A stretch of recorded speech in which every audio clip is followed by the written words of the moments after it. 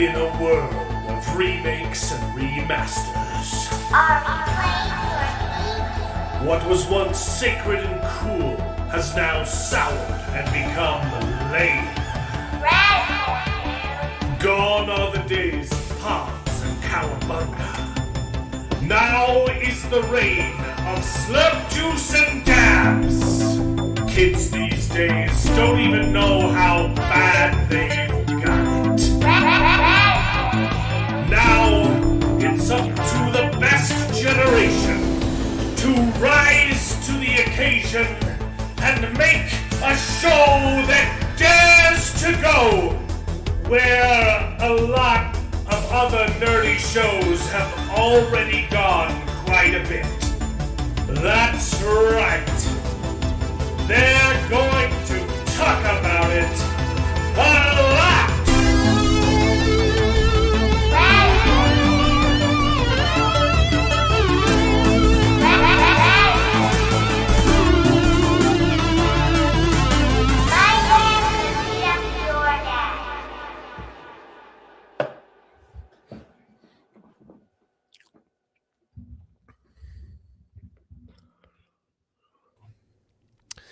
Hello, everyone, and welcome to the show. This is Best Gen, where nerds complain about nerdy things, and it's called Best Gen because all of us on the panel are más o menos from the same generation. We happen to think that it's the best one, not because we're better than you, but our movies certainly were. So strap on in, prepare to wax nostalgic as we reminisce upon the days of yore, while simultaneously complaining about the utter filth that Hollywood keeps pumping out of its sludge pipes on a daily basis. How are you guys doing? Doing good. Doing great. I'm loving Daredevil. I think it's awesome. It's peak. It's phenomenal. You're loving Daredevil? Yeah, it's awesome. It's great. It's one of the How best much- shows, honestly. You And haven't you're watched watching it. the Born Again show? Well, no, that's fan fiction. Of course, I'm not watching Born Again. You kidding me?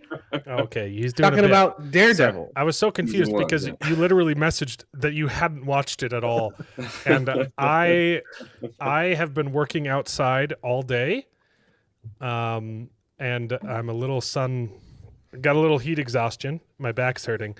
I read 70% of Crossroads of Twilight today. I started it today, and I'm almost done.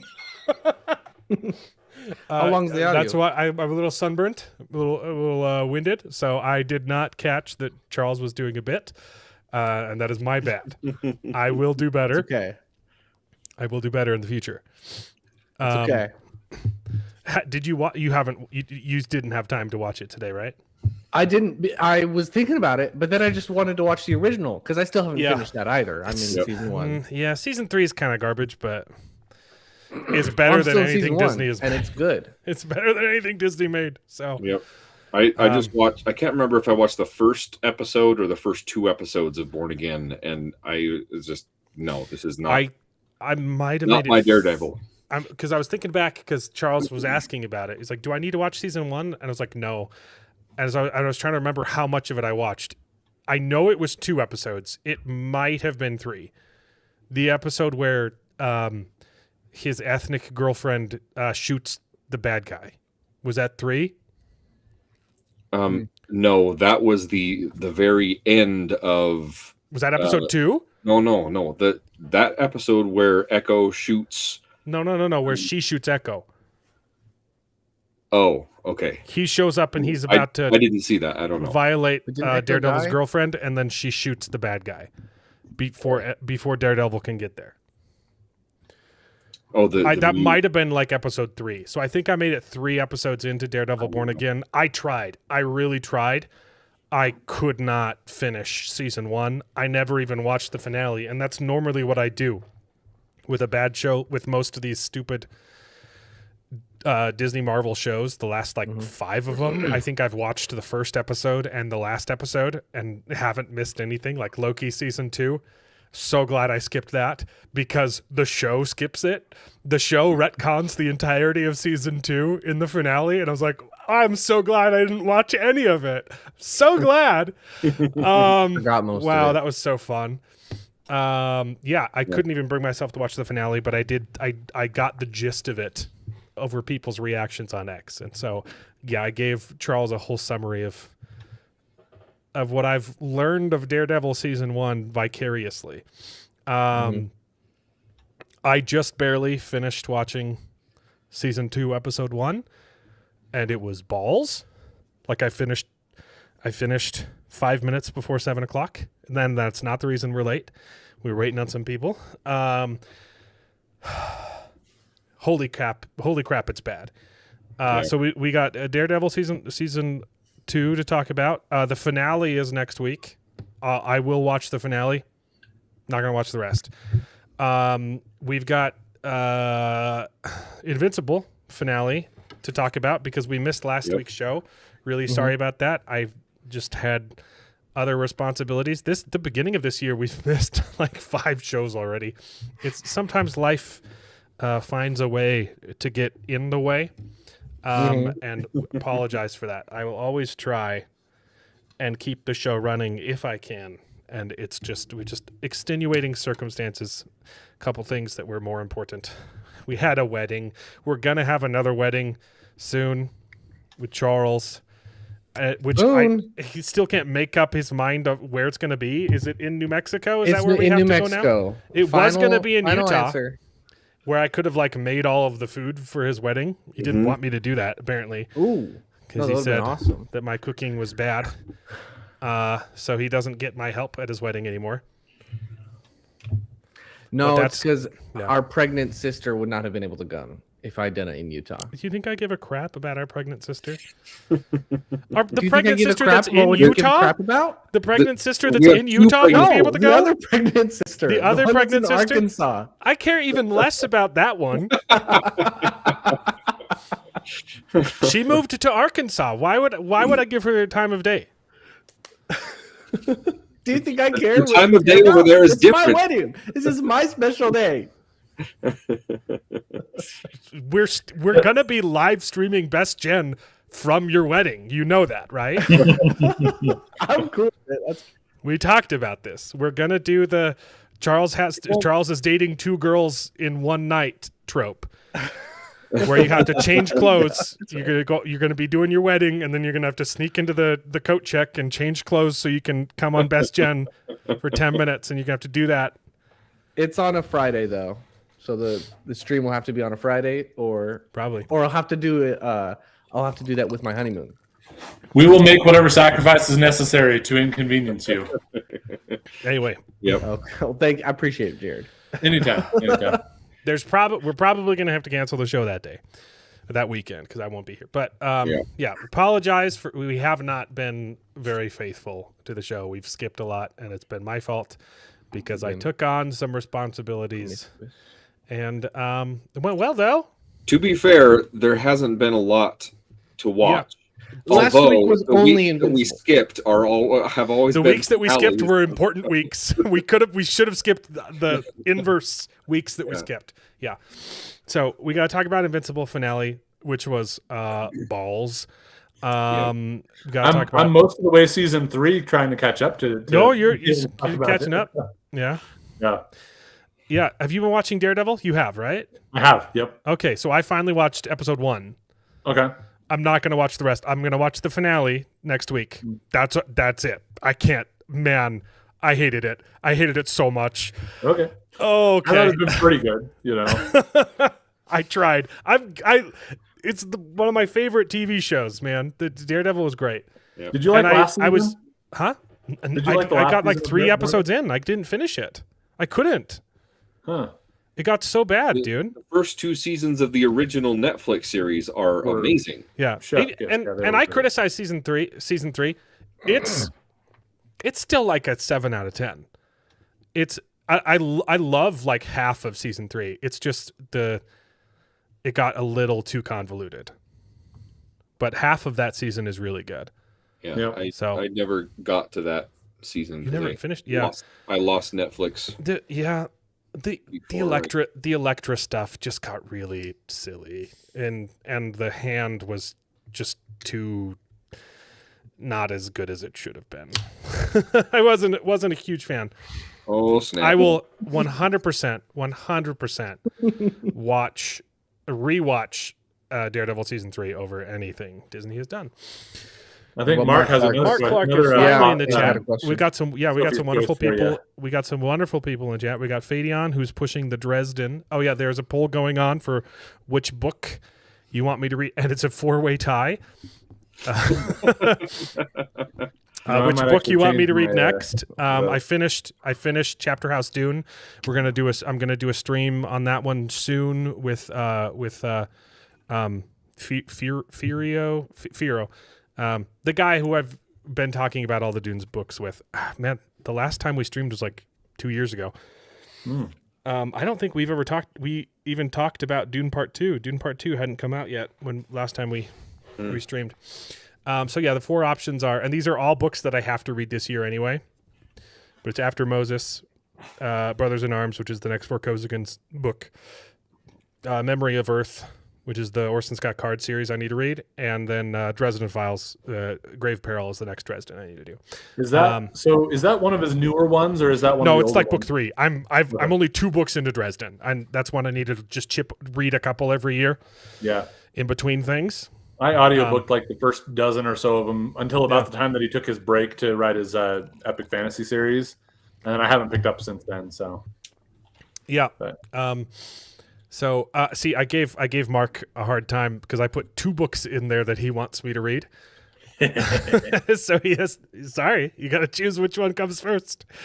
We got Mark Clark in the chat. About time. We were 10 minutes late. We started 10 minutes late, and you weren't even here, Mark. Okay, I checked. In a super chat, $9.99. Oh, dear. Told you got another Sophie's Choice going on here. I would watch Daredevil over Starfleet Academy for sure. I would have been really surprised if you'd chosen Starfleet Academy, unless you were to say, Starfleet Academy is just that much more fun to tear apart. No, it was not fun. So terrible. There are some things that are the only reason I would think you would choose. No, Starfleet it was, Academy. but it wasn't. It wasn't. There are some shows that are like, oh, it's so bad that it's funny. No. Starfleet Academy did psychological damage to me. I'm not being facetious. Like, it was so painful. I hated that. There's a big difference between Shark Boy and Lava Girl bad, and then Starfleet Academy and bad. just incompetent.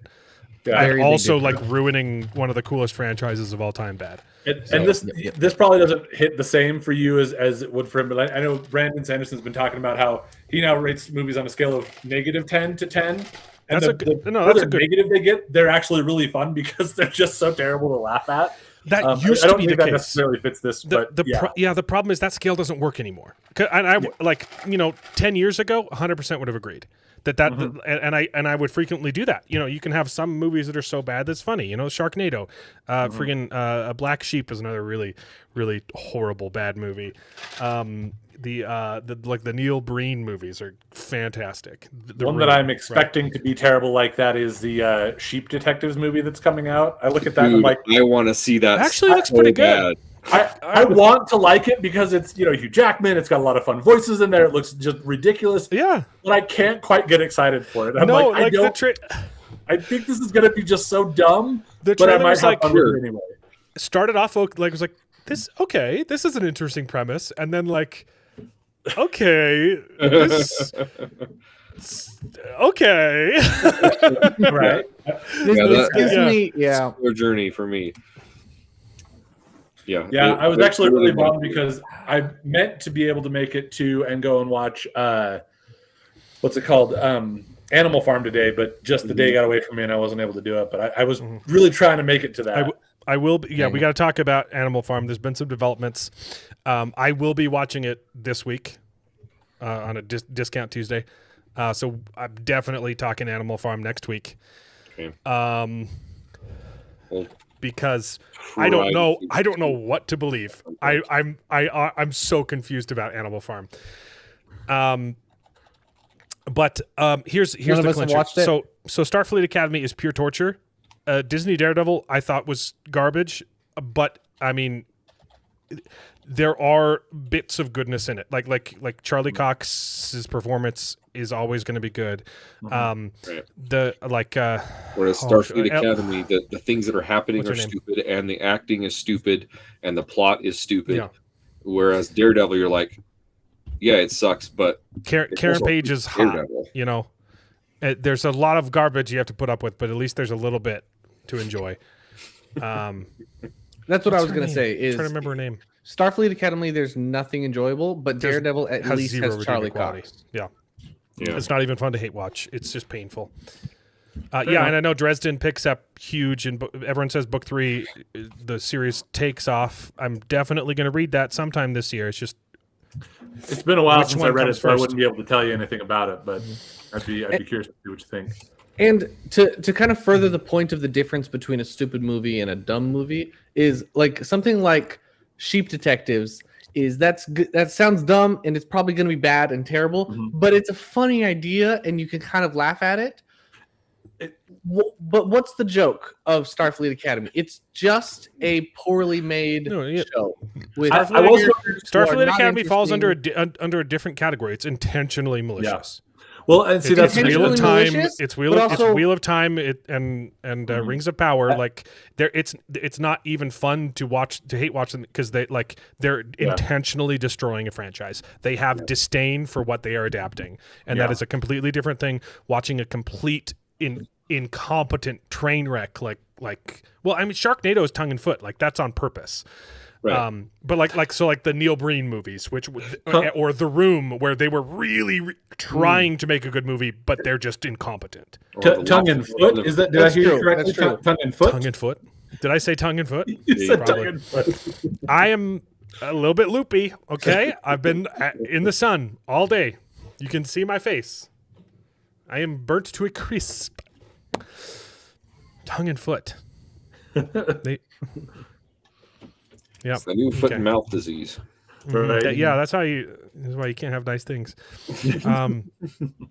Everyone says book 3 Dresden really kicks off. And I'm excited, but I also think it does a disservice to the first 2 books because I loved the first 2 books. I think book 1 it has the best use of Chekhov's gun I've ever seen. And it's hilarious. So I like book 2 a lot too. So I'm looking forward to 3. Oh dear. Billy the Kid versus Dracula. It's going to be one of those dumb movies, the fun to watch dumb movies. Okay. Maybe probably we watch that on. I'm guessing more like Tammy and the T-Rex. Yeah. Maybe that's one we watch on Discord. That'd be fun. Which I think we missed. We're supposed to do a movie night every month, but I've been too busy. I'm almost done with the artwork stuff. Still a few things left to do. When Bearded watches Animal Farm, will he side with the commies? Yeah, we'll find out. You know it, sure. Right? Depends on if there is commies in this version. You know, we've been hearing mixed things. I have heard that movie's actually really good. The Man Who Killed Hitler and then Bigfoot. I feel like I've heard about it as well. I don't know. I heard about it, but I looked it up, and it's one of those that's got a high rating from critics and a rather poor rating from viewers, which tends to indicate that it's a garbage movie. But, you know, who knows? You talking about The Man Who Killed Hitler and then Bigfoot? Yeah. Did you see it? I watched it. I did watch it. I watched it with up. Julie. And it was, we lost him. Two. Start over. You start over. You cut out after it was. All we heard was Act 2. It was a weird experience. A mobile hotspot. Oh, you're breaking up again. Okay, moving on until we get him back. So we piece together what we heard, it sounds like I'm breaking up. The killing Hitler was fun, and then Act 2 is about killing Bigfoot, and it's not as fun. Hold on. Hey, am I back? Can you hear me? He probably took issue with Act 1 because Charles is a Nazi. So right. Okay. Right. I'm on a mobile hotspot right now. Okay. So it was a weird movie. Go on. I think my before you internet's break just up terrible. again. It was a weird movie because it was like what's that one movie with the 2 old men and the young boy and they tell them their story? Secondhand Lions? Secondhand Lions. It was like Secondhand Lions. Wow. I got it. Which is such a good movie. I love Secondhand Lions so much. My brain's working tonight. Apparently. It was like they tried to do a You gave secondhand the line. vaguest. I'm sorry. That was like that could have been any movie. I got it first try, dude. No, was that thinking, is like, a perfect the bucket description of list secondhand or lines. Big old Fish men. or 2 old men telling their 3-year-old story to a young man. boy. I am on fire. wow. That is a classic movie that everyone has seen and instantly recognizable as 2 old men telling a story to. Anyways, Sure. I think Good I've seen movie. it. Probably. Hitler, I the don't remember this man part. who killed Hitler and then Bigfoot, was kind of going for the same vibe, I feel, except there was no kid, there was no humor, and there was just the one guy. So, like, there's. And Telling his story to who? exactly, that's the point. It was really weird because there were flashbacks The randomly. audience? It was just switching between him as an old man to him as a young man killing Hitler. And that part was really cool. The espionage of him killing Hitler, super cool. But then it would regularly go back to him as an old man, and he would do nothing. There's no young boy. There's nothing interesting going on. He's just an old man doing old man stuff. No, he doesn't kill Bigfoot until after the flashbacks are over. He's already killed Hitler, and then the I government would just assume shows up so at his because the door movie's and called says, the title of the movie says he kills Hitler first and then Bigfoot. No, but I mean, the old man doesn't do anything because it goes flashbacks to the present day. He doesn't do anything in the present day until after the flashbacks are concluded. And then the old government just shows up and says, hey, you're the only man for the job. We've got Bigfoot, and he's spreading a disease. You got to kill him. What? What kind of disease is Bigfoot spreading? I don't know. It was like Tongue and foot the movie was disease. an hour or Tongue an and foot hour and a disease, half. that's what it is. It felt like a 3-hour movie because it was. Wow. It drug its feet. The old man did nothing during the present day. The only thing that was interesting were the He kills flashbacks to him Bigfoot. killing Hitler. It wasn't. Oh, he only did it at the very end, and it was maybe 20-minute thing. Anyway, So it's a Just felt like finale? tacked on. it wasn't that good of a finale. Killing Okay. Hitler was so much cooler. Mark, I beat you to the joke, Anyways. man. I already made that joke, but thank you for the $4.99. I didn't Surprised hear him Charles make would that like a joke movie that kills Hitler. because my internet broke out, so it did. works. Okay, good. Anyways, I recommend Salty, it. It's a Salty weird has movie. shown up to tell me to be a stick in the mud. I have to read all of these books this year. I've already promised multiple people that I would read them. So, what would you suggest, Salty? Give me. It's going to be something pretentious. It's going to be. No, it's going not to be War and salty. Peace. Salty wouldn't suggest. It's going to be War and Peace, isn't it? Give me your suggestion, yeah. Salty. Crime and punishment. I already Roughly reread. up. I already reread Animal Farm. I'm ready. I'm ready for the movie. Also, I don't know what he's referring to. I don't know if that's like a Brokeback Mountain joke or something, but Oh, did I pull up the wrong? Oh, I pulled up the wrong one. Not liking. Oh, sorry. Not liking the list of choices. I didn't even read this one. Okay. Anyone win big on the Derby today? The Kentucky Derby, right? That's horses. yeah, I would assume. I was trying to make a joke about the second bit. Okay. Okay. Yeah, give me your recommendation, boy. Salty boy. Oh. Okay, so we got to talk about Animal Farm.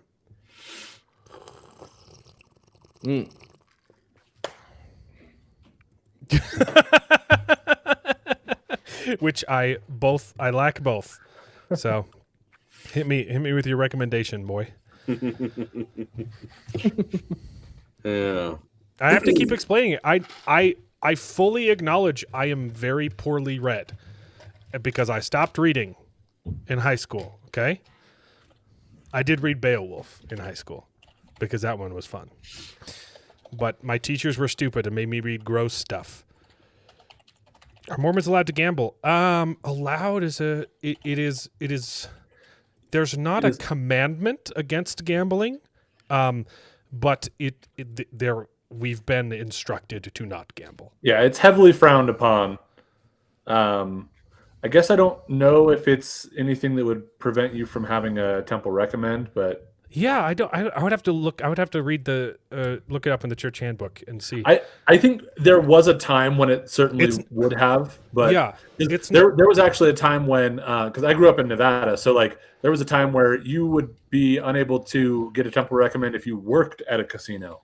Mhm. Now they'll let you do it if you're working at the casino, and it was kind of Yeah. interesting because if you were like working like the pit boss or whatever, you were fine, but if you were actually working the tables, it was a problem. It was kind of an interesting. It's dichotomy that happened. it's a bit of a gray area. It's not against the rules. It is definitely frowned upon. Like there are multiple apostles and prophets who have talked about the danger. Like it's a bad thing.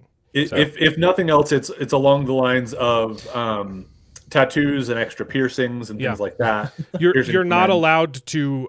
So we pay tithing, which is a commandment that comes from the Bible, which is at 10% of all of our increase. So our income, we take 10% of that and give to the church. You're not allowed to pay tithing on gambling winnings. Yeah, that's my understanding. Yep. They say I don't know They if won't. that changed, but that They used won't to be accept it. it. It's referred to as filthy lucre. That is the official wording. So I just Horse race, asked. yeah. See, I just asked an AI. I know what the Derby is. I know what he was talking about too. I just wanted to be facetious. Nice. So there's an AI bot for the church called LDS Bot. And Actually, I think I have a cousin that probably works on that. yeah, it's pretty useful for getting like the church's official position on stuff. And it says it can prevent you from getting a temple recommended because in the general handbook 38.817, I have not verified any of this, but yeah, it says the church opposes. It says opposes and counsels against gambling in any form. But it did not go into specifics. But most Based on what people- you're saying there, I'd imagine it's if it becomes a problem gambling sort of thing. But if you like walk Probably. past the slots, put in a quarter bullet, or take $10 to Vegas and say, it is. Yeah, what or it is.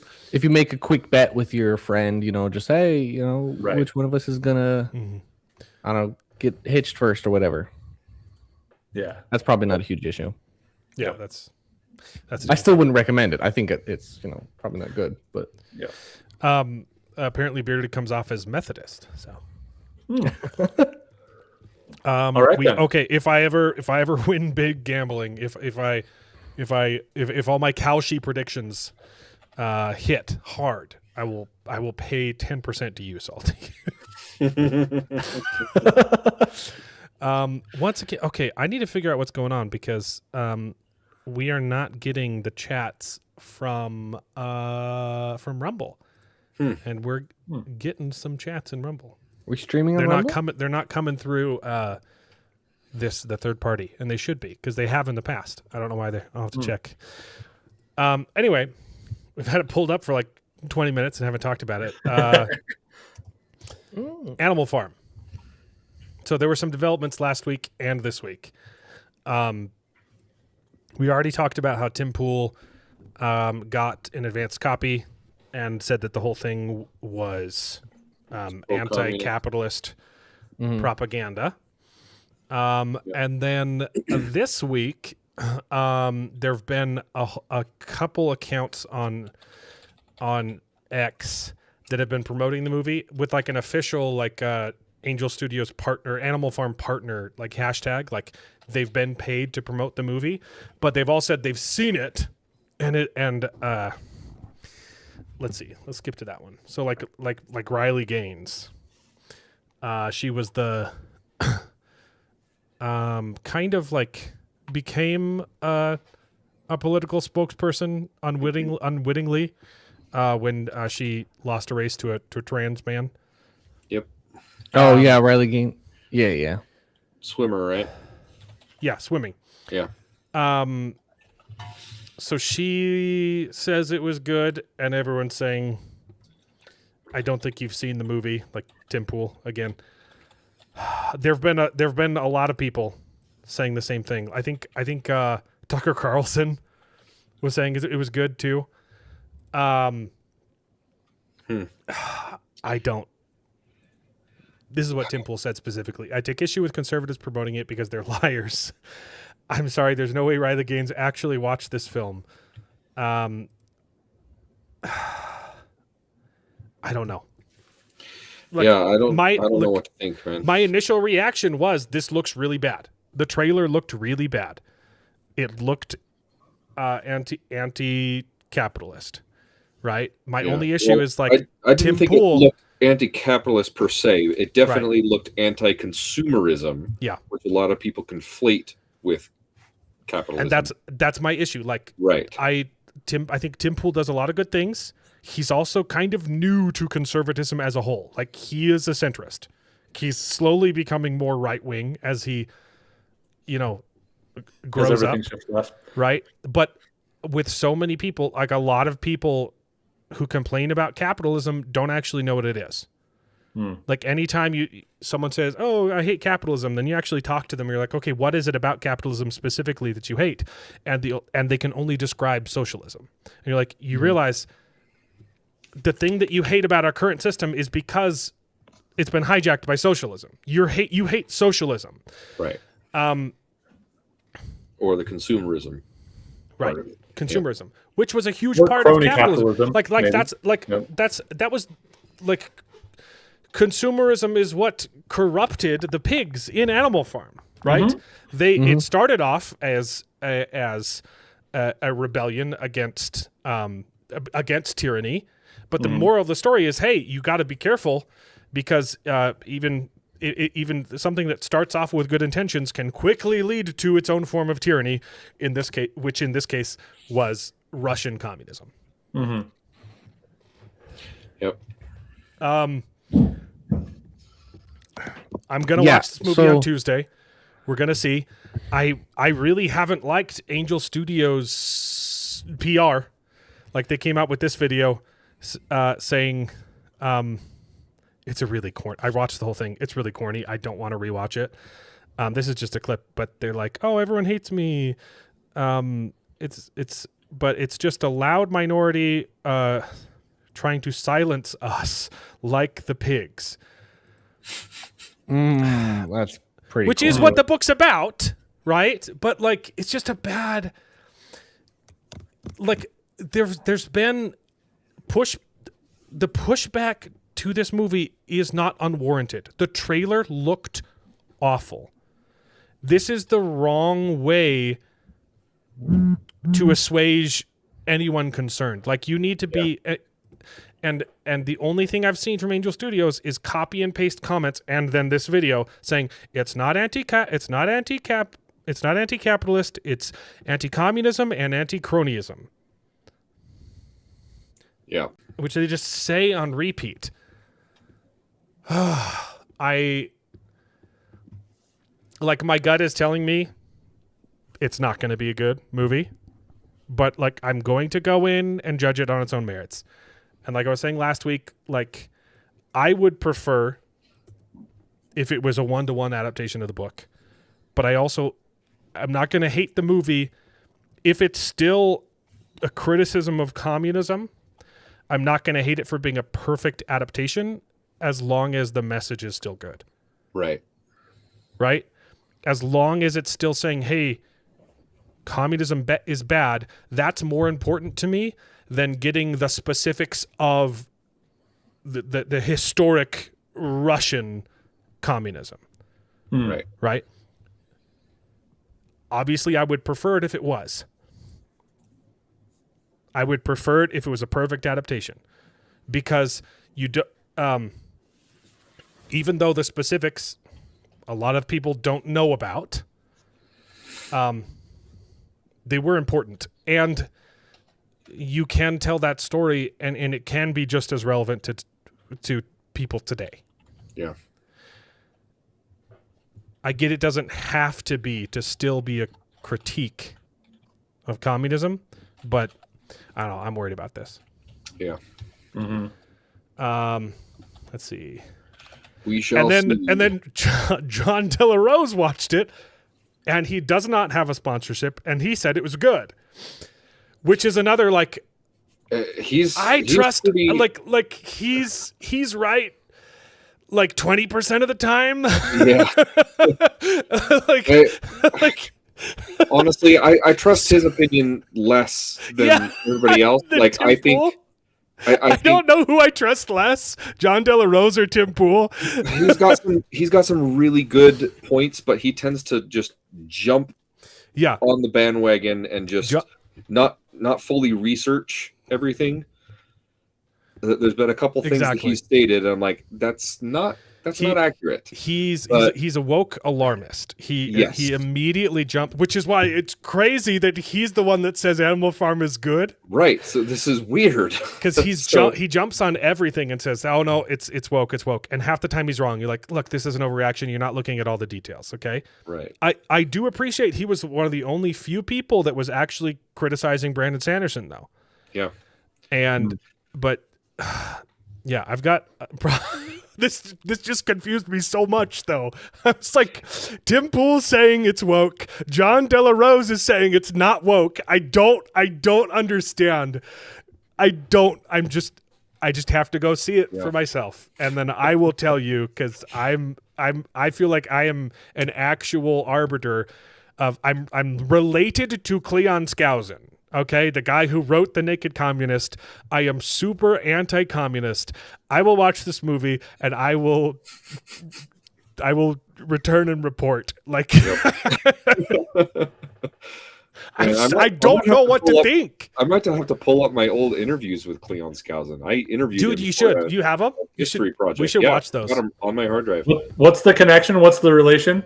His mother was a Bentley. Great uncle, like twice removed. Yeah. Nice. Okay. That's pretty cool. He's my dad's great uncle. Mm-hmm. Right? I think so, yeah. His mother was a Bentley. That's all I know. I don't know the exact relation, but... Okay. Okay. Nerdmorial. What's up, man? Hey. I only caught a little bit of your stream last night, but it was good. I think there's a really good chance that this movie is conservative, and there's also just as likely a chance that it is pretty woke. Yeah, and I think what it's sounding like to me is it is anti-communist, but people just don't understand what capitalism is, and they're confusing it with anti-consumerism or, like I said, the crony capitalism that it's supposedly addressing as well. They're conflating that with actual capitalism. Well, so, the book, there's a lot of consumerism in the book. Like the pigs, the pigs become. You can have consumerism on either from side. Humans. It's a different. Consumerism is not specific to capitalism or communism or any other ism. Yeah, that's kind of the whole point. Like but capitalism started off as a good thing, and then they became corrupt and became the very thing that they fought against, because they liked the money and they liked the benefits, and they got what they wanted at the cost of the workers. That's the difference. I'm not familiar with the Mennonites. Are they different from it's basically Amish? Yeah, it's really similar. I think they can do a little bit more with modern technology stuff, but they still try to listen to animals. Dude, stay a little more. I hadn't read Animal Farm since middle school. It's so good. Like, I forgot how good his prose is. It's beautifully written.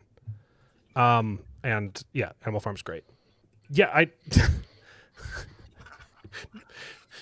80% of the time. Yeah. Yep. Prentice Alvin. Yeah, someone's bringing up Orson Scott Card. I didn't know that the Alvin Maker series wasn't done. Is it still ongoing, huh? Yeah, so he's releasing the last book this year. Huh. And they're re-releasing all of the books. It's a reprint. They're doing reprintings of all the books. Yeah. Nice. And he's and in each one, not maybe each one. Yeah, books 3 through 6 contain short stories. Nice. That were like published elsewhere. Nice. So if you want a completionist, the Alvin Maker books, which I still have not read, now is a good time to get into it. And then the last book is releasing this year. I read a good couple of them. It's been a little while, but I didn't know that. I just got the first 2 comic books, which I think he only has 2 of them out. And I don't know how much of the story it covers, but what does woke even mean nowadays? Yeah, it's Right. it's funny because the left is totally backpedaled. They're like, "Oh, that's not," like they're trying to like reclaim the word and say, "Oh, it doesn't actually mean what we said it meant for a really long time." They're trying to redefine it, not reclaim it. Because I mean, it did kind of start with them, and they were proud of it, and then we were Right. like, "Yeah, but that's not what we want." So we'll call that out. That's a It's problem. both though, because we took it from them. We Yeah. did They take don't it get from them. they but don't it's not get the like word. They don't. It's our word now. It's our word. Yeah. They're trying to reclaim it and redefine it. Woke just means being nice. No, no, that's not what it meant. To be fair, that's how they thought about it the whole time. But yeah, Not really though. That's a. You'd have mean, to yeah, be there's a pretty. little more to it than You'd that, have to be but- pretty disingenuous to look at the way that the left used woke as a crudgel and Yeah. say, oh, they just thought they were being nice. No, that's the whole thing. It's Marxism, guys. It's oppressor versus oppressed. It's dividing people into. And having a lot of you don't want to know Charles what Hanson Charles has Code. been having a lot of. Now I don't want to know what's going on. Should, What's you want me to Just that? right time. Should we? I don't even want to know. Star Trek was always woke. I think he's probably calling his ISP. Yeah. Well, that makes more sense. I hate that argument.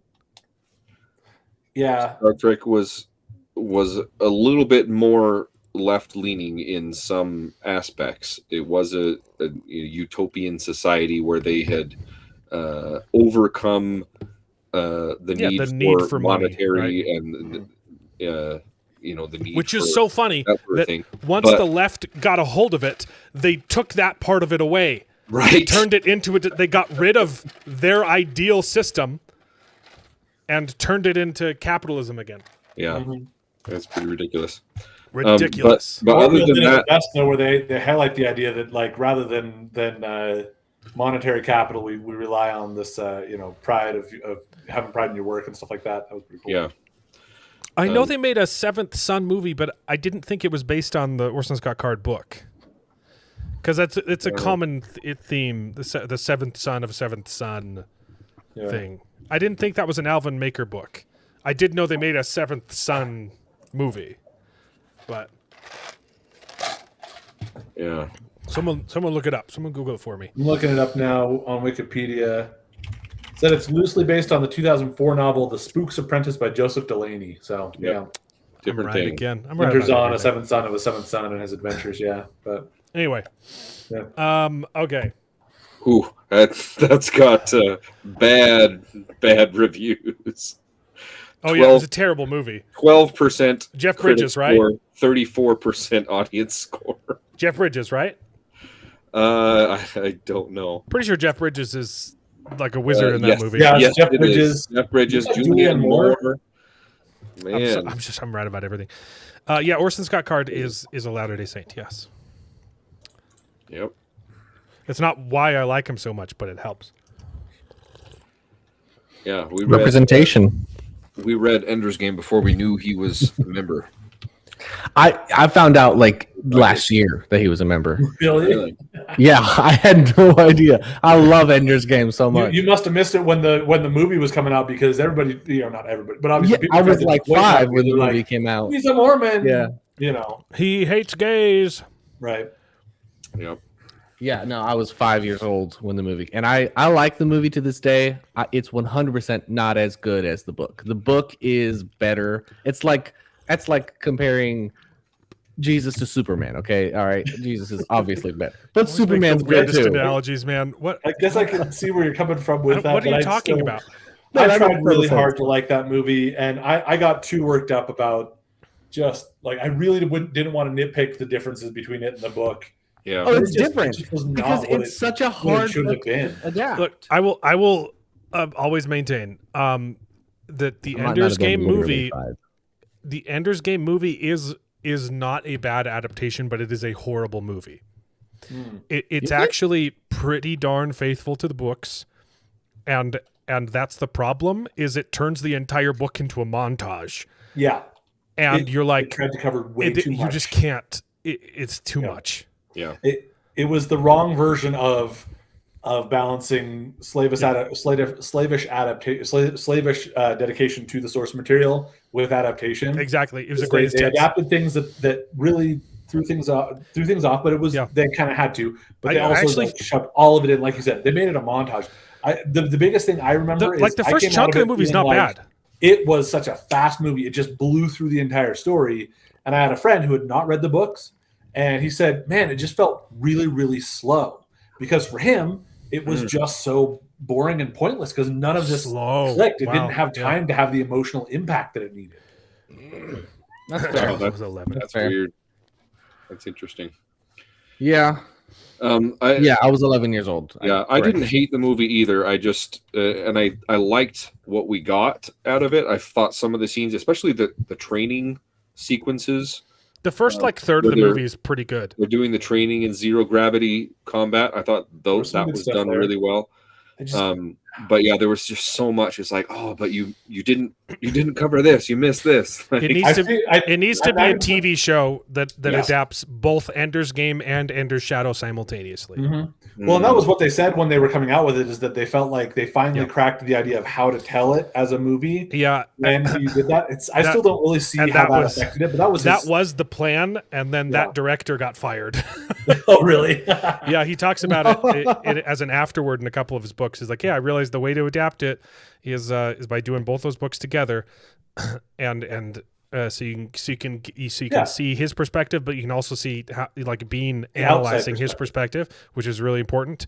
And and he names the director, and then you look at the movie like, that didn't last. Like, it was that's his plan. He's written up a really good script. It's not the one that got used. Yeah, I feel like I've said this on the stream before, so I apologize if I'm repeating myself. It came out at a time when this would have been really problematic and difficult to do because everybody was already freaking out about how dumb it was that they had taken The Hobbit and split it into more books or more movies. Yeah, it was completely pointless. And we'd had Harry Potter and the Deathly Hallows and the Hunger Games movies and a bunch of them that they'd split up the last book into multiple movies to try to drag it out. But this is one that you really could adapt into a trilogy of movies. You have 3 great story arcs in there: Earth and Launchy Days. You have his time in the armies, and then you have his time at command school. Each of those has a really good arc story contained within themselves. It could have, I'm not saying it would have if they tried, but it could have done really, really well if they'd taken the time to put it into an actual trilogy.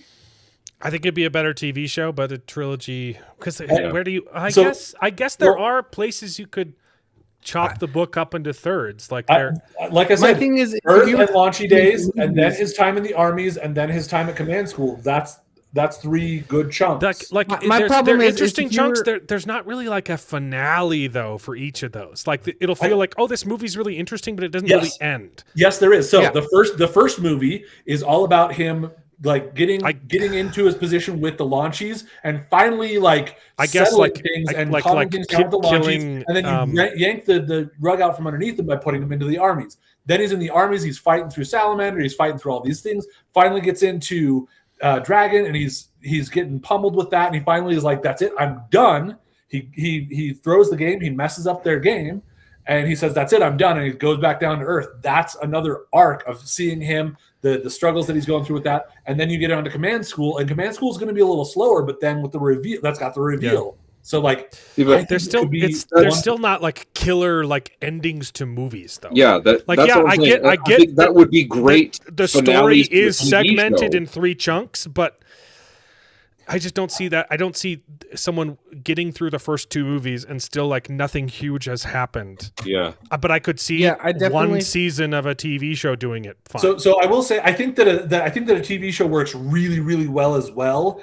At the time, it wasn't as much of a thing to get TV shows, especially premium TV shows. Yeah. So now I would probably agree with you. 3 seasons of a solid TV show. 3 seasons. 8 episodes. You could do it in 1. Well, you can do it in 1, but I'd say that depends on the season. These days, a season is 8 episodes. You cannot do Ender's Game in 8 episodes. Yeah. See, so here's the thing. Exactly. The difference is, it would be there are there are lots of cliffhangers that you could end episodes on that would want you to keep watching, but none of them are like finale related. So like it wouldn't work as good as a movie. I mean, but it would work really perfect as a TV show. Looking at like that time in like you could do the armies, you could do the reveal. Hey, through. he accidentally killed that kid. You're like, oh snap! Then the episode ends. You're right, but I still also say like if you're able to build up like the importance of these battles and like the hell that they were putting him through as he was like just battle after battle after battle and just all the odds stacked against him and how much he was struggling with that, and to have him find like that last battle where like they come in late and they've got everybody against them and they're like, you know what, screw it, enemy gate is down, we're just gonna make a break for it, we're just screw them. Like that is a finale big bit. It's not a finale. I think you could do it. It's fantastic. It's have fantastic, to build it up. But there's no like it's just a game. That's the thing. Like that's there's no stake to it. We feel that coming from the other side of it, but like if you build it up right, I think you could make it work. I think it would really work. I think it would be a very disappointing finale, and I think a lot of people would drop off. Yeah, I can see that. It's fantastic. It's wonderful stuff, but it's not like. Even after that, like you watch are you telling me you'd watch 2 seasons of a television show and the end is like a game that he plays? Remember the way that it is in the book, they've built it up so much. That's why Ender is so stressed about it, because it's such an important thing. You have to build it up. There's no emotion. I can see where he's going at. Especially if you were to. Because from that perspective, as you're reading it, you think that the impact of this is going to be school. It's kind of like a Hogwarts. You think that the finale is going to be this big game, like a football game movie or whatever. Yeah. And then, as you progress, you realize, the stakes keep getting higher. I can see where you're coming from. My issue thing is that if you were to have 1 movie or 3 movies for just the first book, how many movies would you be if you did the whole series? Like, how many books in total? Are there 3 so books? Much to it. You just need time to sit and feel the impact of these things. I agree, especially if you're going to do Ender's Game and Ender's Shadow at the same time. I think you can fill it in a little bit. I think the best option is to do 1 season for each book, but each season's got to be more than 8 episodes, at least. I think 13 episodes. 3 seasons for book 1 is just way too much. I mean, it depends. Again, to David's point, if they're 8-episode seasons, I'd actually even say if it's 3 seasons, if you're doing a full 3 seasons for it, I'd do like 6 episodes. So a total of 18 episodes for the entire that doesn't count for me. Okay, if there's 6, if it's a 6-episode season, that's bull crap. So if it's a 6-episode season, you have to wait a year and a half to get make it season. an 18-episode series. Sure, I think they could do it in 12 episode series, but But 18, I would prefer 18. Yeah, that's the thing. I hate to like defend Hollywood in this because I do miss that 25 episodes per season. I don't miss the filler episodes though. Yeah. So on one hand, I'm like it's crazy that we've lost the ability to make a TV show in a year, right? And we're doing a fraction of the episodes at the same time. We've lost both of those things, which should we're doing a fraction of the content, and it takes 10 times as long to make is insane, and I'm not defending that, but I will say the only thing you could say in their defense is that generally it's better quality, like visual wise. I am A-okay with a 10-episode season if it's all quality. Right. But then you get these Disney Marvel shows that have 8 episodes a season and only one of them's good, and you're like, holy cow, like this is an embarrassment. You said you don't mind missing the filler and stuff like that, and I get that. And overall, I think there was a lot of times where filler was really just garbage. But I think there was also times where like the filler really allowed you to like bond with the characters and get to know the characters. You can have. And I think that when done well, you can have like bottle episodes and stuff that are fine. Really good, and I miss when we just had good TV, I guess. But I just look. I had a lot of friends recommend Supernatural to me. Okay, and I could not get past season 1. It was so garbage, and like 6 episodes in, there's this episode about bees, and I was like, that episode is pretty nonsense. Bad. I cannot keep watching this show. There is so much filler, and I get like their dynamic was really good. I was like their chemistry is fantastic, but the show's retarded. It's so much filler about bees. I love both. If you cut You out like handpicked the half of worst those episode of episodes, the I would entire freaking series, watch but yeah. all of Supernatural. If Episode it 3 was just glorious. quality. That's where I was hooked. The problem with Supernatural is that it presents itself like an actual story. It is an episodic story. Yeah. Like Yeah. it is not It meant was to at be. first. It was Yeah, at it was- first. and We then got they had way a- sidetracked. it had a lot Anyway, of what I you know, think we need to do is bring back the mini Speaking for the series dead. or the limited series where we have, 18 to 20 episodes that just tell an entire story, something like 10th Kingdom, Hard Or, agree. Hobbit should have been 2. Yes, Yeah, definitely. I think that's cut out. Sorry, I can just dismiss Bearded's opinion. I should have remembered that. Yeah, So, again, liked let's is go strong of a with TV word, shows. but there were things I liked about it, and I wish that I could have gotten some of the other things that they teased. You don't but have to I keep did not. digging this hole, man. You can just shut up. You don't have to keep talking. yeah.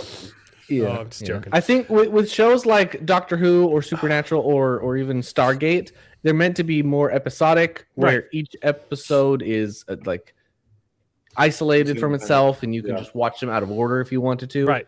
You still don't have to do bees, though. You Yeah, can get rid, and you can because get rid I of think- those episodes. That's a good example of like where they've got those filler things because they start out with like they've got a season long arc, so it's tough to say you can watch in any order, but like there's a good half of those that you could probably watch without having watched the rest of them. the But first there's like another 2 or half of them 3 where you kind of need to seasons. see them in order because it does build towards a finale. Look, The first 2 or 3 Supernatural's seasons of for sure in the Supernatural middle. was just a Monster of the Week, and you can watch. it was a any them in lot of any Monster order. of the Week, but again, they still did have an arc over the There's- season. there's But a good majority of it was Monster of the Week as Yeah. they were kind of trying to lead towards there's good filler and bad filler. Like you can have a Bavarian cream and be like, "Ooh, that's delicious," and then you get like a lemon, and just throw it out. Lemons Yeah. are great. I love lemons. You guys say my analogies are strange. Anyway, I was gonna get all political because this is hilarious. Okay, Let's do it. We're doing politics because this is literally the funniest thing I've ever read in my life.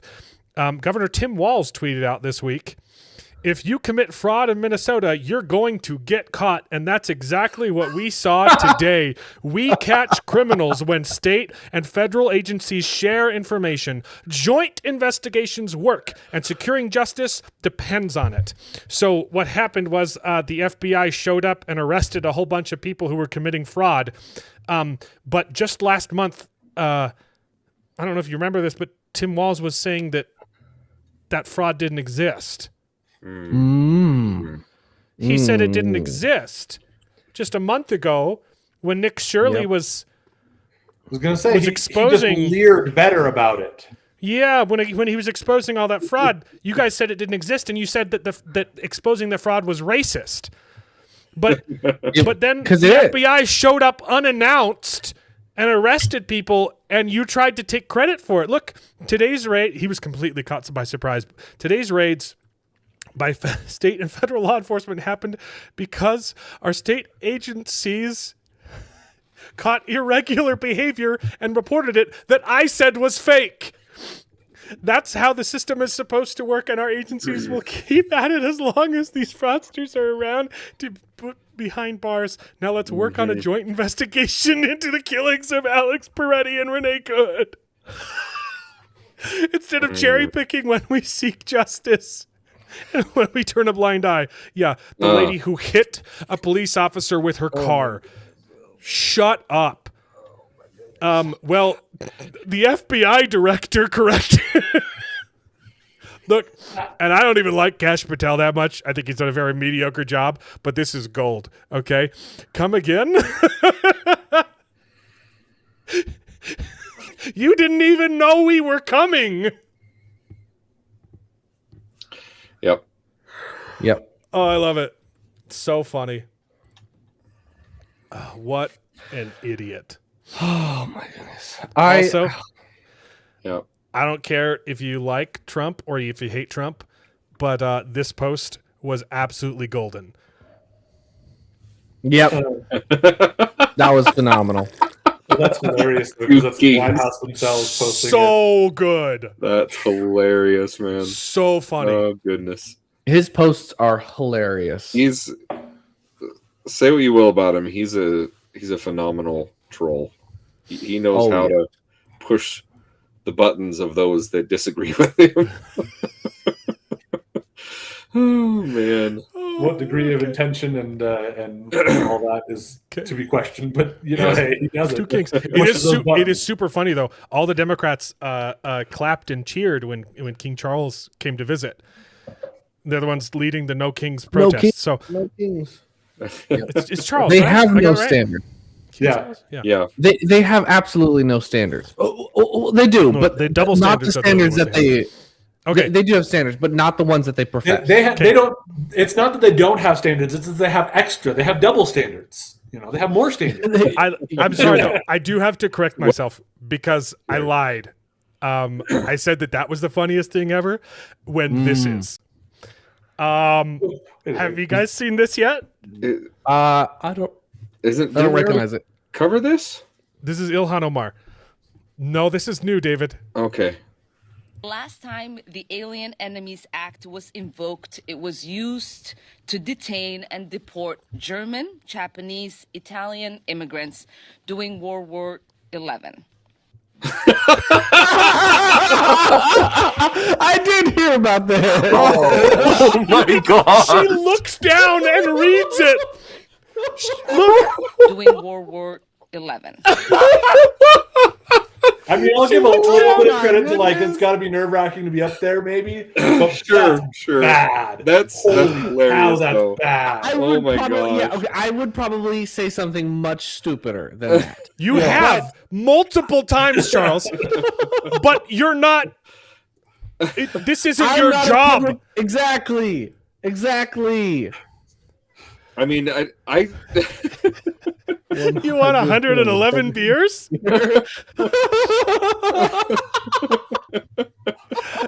Ilhan Omar realizing her name starts with 11.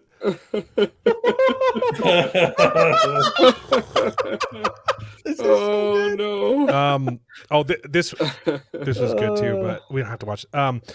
This was a comedian. Is he going over the fact that there's a bunch of wars before that could have been called world wars? But this was tongue in cheek. This was Okay. He was making fun of it. He's saying Yeah. he made this joke. Literally the next day, someone took his joke seriously. Wow. he was like, someone actually did it. He's like, look, there's been lots of jokes. There's been lots of world wars. Okay, if we just. I mean, We the don't have to American watch all Revolution, there was a lot of countries involved, It's so funny. It's so funny that they're actually trying to run. They literally tried to run cover. No. She meant to say that, and then she came out and said, "Oh, oops! I accidentally." It's so stupid. It's so dumb. So dumb. Phenomenal. Well, That is- shoot, that is quite we didn't even talk about Trump. Another assassination attempt on Trump. Yeah, that was last week when we weren't able to. It's not even news at this point. It's not even news. No one's talking about it anymore. Every time a bell Yeah. rings, Trump gets crazy. nearly assassinated. Every time Trump gets his wings. Every Marco time a Rubio bell memes rings, are Trump hilarious. dodges a bullet. Yeah, I was going to say people are trying to give Trump wings. Okay, believe it or not, this is a segue back into nerd stuff. Okay, Okay. because right after the attempted assassination, again, the other one, not the last one, the new one, World War XI. Yeah. Also, not only did the news of this third assassination attempt die immediately, but I saw tons of news articles right after the thing. They're like, what could possibly be the motivation of this unnamed shooter? Barack Obama did that. He said, "We don't know the motivation. We don't There's know." He says it says him in his bio. Like, we know what it was. Okay, he was a school teacher in California. Yeah. Okay, he came. we He know. took a trip to Washington D.C. right after he finished grooming children. Okay, we know what the motivation was. Yeah. And then finally, there were some articles that were like, we think he's probably trying to target members of the Trump administration. I'm like, oh, gee, you think? It's like, Oh my Okay, but I promise. How are you? I promise we're back. We're done with politics. Okay. But after the assassination attempt, comic book author Denise Camp, who's currently writing for the Ultimate Marvel reboot stuff. Oh my gosh. They're doing the Ultimates again. He tweeted out, it has since been limited. He didn't take it down. It was limited by X. He tweeted out, darn it, missed again. Okay? Everyone called him out for being an absolute scumbag. And then a couple hours later, he tweeted out, I'm so bad at darts. People are really passionate about darts. Mm-hmm. Wow. Because he's a pussy. Yeah, this is what a coward looks like. Yep. He was 100% serious. I love how he has one dart that's on there, just like it grazed his ear, right? Didn't hit the target, but it grazed an ear. And the other two completely missed. It's like, yeah, Are those it's also magnetic darts? he was. This wasn't tongue in cheek. He tried to say that people looked it up like this is just like Google result for dartboard, and he was trying to say it was a picture that he took. He's a scumbag. Absolute. Nope. Those scumbag. darts are copy and paste the same exact dart, just shifted in hue. Oh, yeah, I didn't even notice that. Yep. These people are such obvious cowards. They LARP as these high-minded individuals. Dude literally downloaded a pic off of Google after he made a post when he saw the flak coming. Say it with your whole chest, you cowards. 100%. Ridiculous. Yep. Who hasn't made a simple tongue and hoof mistake? Not me. I've never made a mistake. That was beautiful. Way to bring it back around, Mark. Oh, shoot! I lied again. There's more politics, but I promise it's funny. Bro. I promise it's funny because this is what happens when we skip a show. Like, wasn't it last time we skipped a show? There was another assassination attempt on Trump. It was because we skipped a Best Gen. Oh, I know it was. Oh, that's the omen. You're right. Yep. We can never skip another show. They say correlation doesn't equal causation, but hey, if you maybe like and subscribe. Sorry. Sorry, there was one more political thing, but this is crazy. Turns out the Southern Poverty Law Center was funding the KKK. Oh yeah. Did you guys hear about this? I did. Yes, I thought this was crazy. What happened was the KKK didn't exist anymore, and the Southern Poverty Law Center said, "Oh no, there's no more boogeyman." They brought the KKK back. Wow. Charlottesville, remember that? Remember good people on both sides? Mm-hmm. Yep. Paid for by the Southern Poverty Law Center. Oh my goodness. Yeah. Wow. Literally, insane. they are literally funding the racists. The KKK, dude. Yeah. And they're being arrested for it now, which is hilarious. Yep. Wow. Screw that. So, okay, now we're done with one more politics. This is it. It's the same one. It's the same one. It's just a meme. Be sure you It's don't a meme. want to screen through the Dave rest Ramsey. of your tabs. No, Make there's sure- no more politics. I love a good Dave Ramsey meme, okay? Can anyone do a Dave Ramsey? I can't do a Dave Ramsey accent. I don't have a good impression of Dave Ramsey. Not So very your familiar mission with Dave Ramsey. so your only heard mission a at little the bit of it, probably. SPLC is fighting racism? Yes, Dave. And you've raised millions of dollars for this? That's right. And you spent the money on we gave it to the KKK, Dave. Holy crap. I know. Charles is getting paid by the SPLC too. Hey, don't out me. Play the Spirit video? Oh, yeah. Hold on.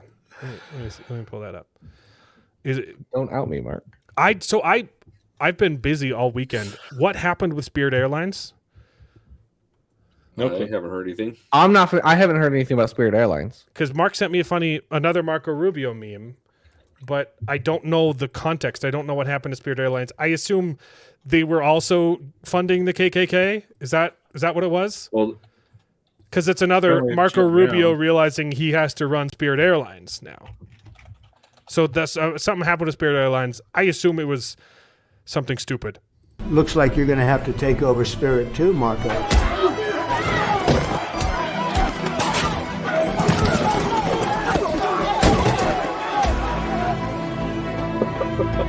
like Spirit Airlines shut down. Poor guy.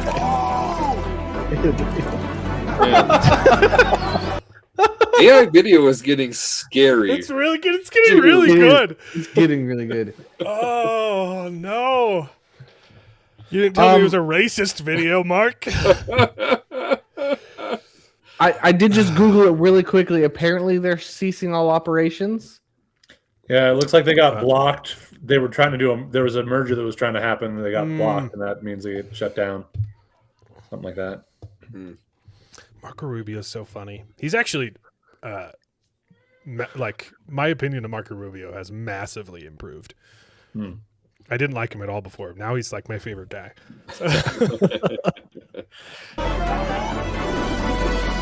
I'm thinking he'll likely be he'd run with JD Vance in the next election. I mean, I don't think they can't. They're both from Florida.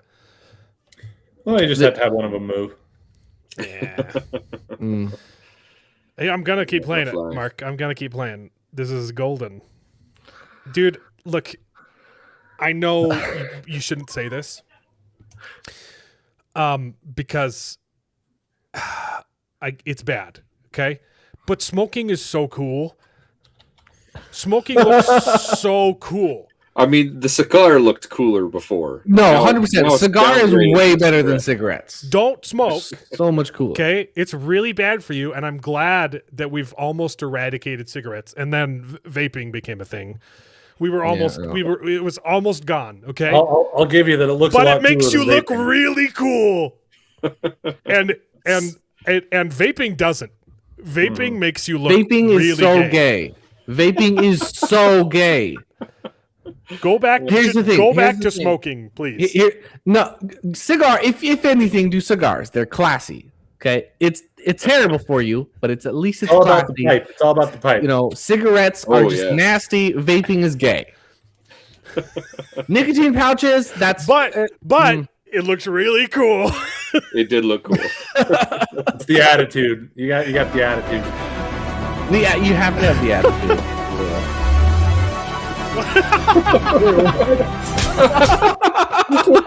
What? They all have their own speakers playing different songs in public. Oh my goodness! Oh no! Who is that? Is this supposed to be a recognizable black woman? Probably not.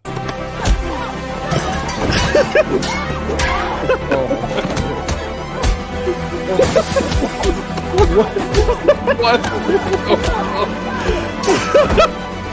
That's really good though. Like I get there's no continuity between those shots, but some of those shots are really good. Yeah. It's Holy more cow. entertaining than a lot of modern day choreography. Now you Dude, got it's Spit honestly- Airlines right there. I say unironically, it's Spit Spit Airlines. Spit Airlines. Unironically, better than the choreography in the first episode of Daredevil Born Again. There were so many cuts, dude, and just like going back and watching the original show. The fight choreography is immaculate, and the choreography, the one fight scene in episode 1 of season 2, is so. There were 1,000 cuts. It was so freaking bad, and it's a shame because Charlie Cox is amazing. Like he did a lot of that choreography. He learned a lot of that. They very rarely had to use stunt doubles because he was so dedicated to that role. Yeah. Obviously, they used a lot of body swaps in the hallway fight scene, right? I've seen a lot That's worse. how they but were able to do yeah, one it's cut, but like not as good as the originals. it's garbage. It's such a shame that we don't demand anything of our actors anymore. They don't. This fight they scene don't is take better. their job seriously. Guess And what? because of it, we have to do those cuts to make it look. Even decent. though like, you know, continuity and length is AI's weakness right now, still less cuts in this fight scene than Daredevil Born Again.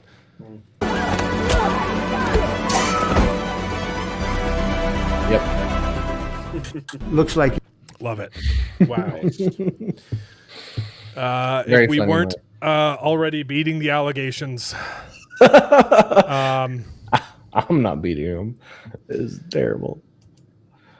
Oh boy. All right. Now, no more politics. Length is all our No weaknesses. more politics. Instead, we're going to talk about God. Let's go. Because Mel Gibson's The Passion of the Christ sequels plural. Yeah, he always planned on doing. There's going to be no. There's going to be 2 more. There's a part 1 and a part 2 to the resurrection of the Christ. Apparently. Ooh. 2 more Jesus movies. The first one was really good.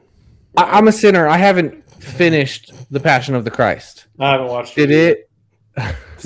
I've started it. I have not finished. Oh, that's a good joke. Like finishing is Charles's weakness. Oh, hey. Okay.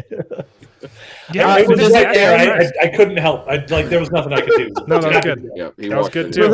Without spoiling it though, how does Passion of the Christ end? It ends with his death. Okay, He so gets it never crucified. gets to his resurrection. No, it doesn't do his. No. Okay. Because I thought, well, what's the sequel? Acts or okay, got it.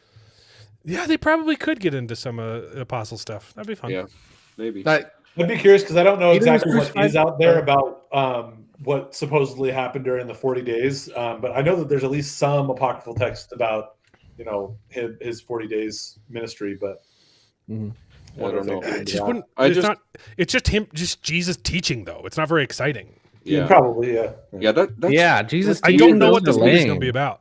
I think I'd be interested in that just from a theological standpoint, but probably not a good movie. You're right. I think you could do one for the resurrection, but honestly, I would have liked a prequel where it talked about the last week of his life in Jerusalem before the Passion, right? I think that's. I am curious as to what they're doing. I don't know. We do have so many of those though. We have a lot of those before the resurrection. True, but none of them as well produced. I will say as on That's fair. Hollywood film by Mel Gibson. But on Rumble, Mike makes a point that I did know, and I don't know a lot about cigarettes because I don't smoke. But they pointed out when you cigar smoke, you're not supposed to inhale. It just goes into your mouth. I have heard depending on what it you is. smoke, It is a much healthier vice than Well, cigarettes. it just gives you mouth cancer and throat cancer instead of lung cancer. But It's not good, Yeah. but it is much better. If I was not LDS, I would likely smoke cigars. 100%. I'm mostly confident. They're just so classy and so cool. I've always said, Oh, do a Revelations movie. I've always said hookah, pipe, then cigar. Before I get to cigarette. Oh yeah, he No could bong? do that. He could do one on the resurrection and then one on You kind of look like a Revelation, bong guy though. his second coming or something. That would be sweet. That should be the name of the film. It should be part 1 of the Christ and part 2 of the Christ. Yeah. Yeah, I'm gonna watch the heck out of it. I'm just curious how it's going to be good. Yeah. There's just what's it gonna cover? there's less action after the crucifixion than Right. I mean, obviously, it's probably going to focus on the 3 days and the hell that the apostles had to go through. Yeah. That's probably true. Well, that's a good point. You can have, you're going to get you can have one movie with just the apostles, and then Christ shows up at the end. Yeah. And then have a third one. You could probably get the road to Emmaus in there at some point. Dude, that could be really good. I've often thought that the Chosen, my favorite parts of the Chosen, are before Christ comes, and it's like their own, like their stories, and it finally at the very end, Christ just appears and because the Chosen has. It's following the life of Christ, but it's the main focus is the people around Christ. Yeah, and how he influences. I've actually been really sad hearing that they're ending it after this season because I'm like, this would be like if they could keep this going get this going after and to adapt some of the rest of the Bible with the Chosen, that would be really cool. Yeah, they said they're not. It's not off the table to go into Acts and stuff like that, but it'll probably be like a side show, spin-off show. Yeah, the Chosen presents the Acts of the Apostles or something. I think spin-off would be the best option, just because it would be drastically different, but it's still the same show. Yeah, super excited about his Mel Gibson's other project though. I think he said it was a TV show about the Battle of Malta, right? I don't. I remember it mentioned a long time ago, but I don't have any details on that. I think TV show. Yeah. Limited TV series about 1565, the Great Siege of Malta, Ottoman stuff. Dude. Ooh, Mike's got a good Yeah. suggestion for the name of Mel Gibson's movies on Rumble. The Lamb of God and the Lion of God. Yeah, that'd be good. That'd be cool. I'd call it part 1 of the Christ, but Yeah, I feel like yours it ties more into the original name of the first movie. yeah, part 1 of the Christ, and then the third one could be called the Communion of the Christ, which is also a part of Christ. Sure. If you believe in transubstantiation, right? Yep.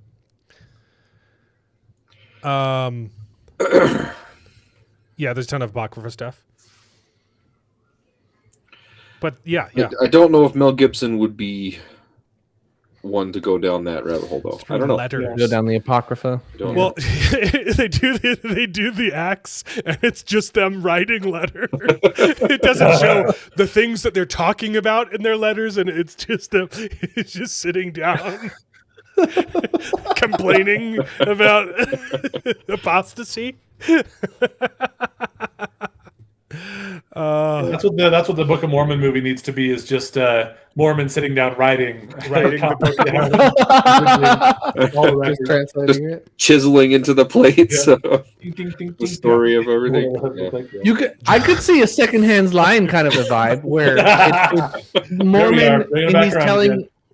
I could see Mormon telling his son Moroni, like telling him the stories. Sure. And it would oscillate between Mormon and Moroni running from the Lamanites and then flashbacks to the story. That would be cool. That would Honestly, Yeah. Okay. I'm really excited about this. You are? There's not a lot of Who's- details. Making it though. It's by the same company that makes Clank and Dune Imperium and a Dune whole bunch Imperium's of fantastic. awesome, really, really awesome That games. I've only played Dune Imperium once, and I loved it, and I won. Because it's the kind of game that I'm really good at, and it's the kind of game that David would show me and say, "Hey, this is a really cool game," and I would just humiliate him on the first try. To be fair, whenever I introduce a new game to somebody, I play suboptimally, especially if it's a game I played a lot. Keep telling Bro. yourself that, David. Every time he shows me a new game, I cream him. Okay, next time it's on, bro. Come over and play Lost Ruins of Arnak or Caverna. I will Complete lost my smack you marbles. down.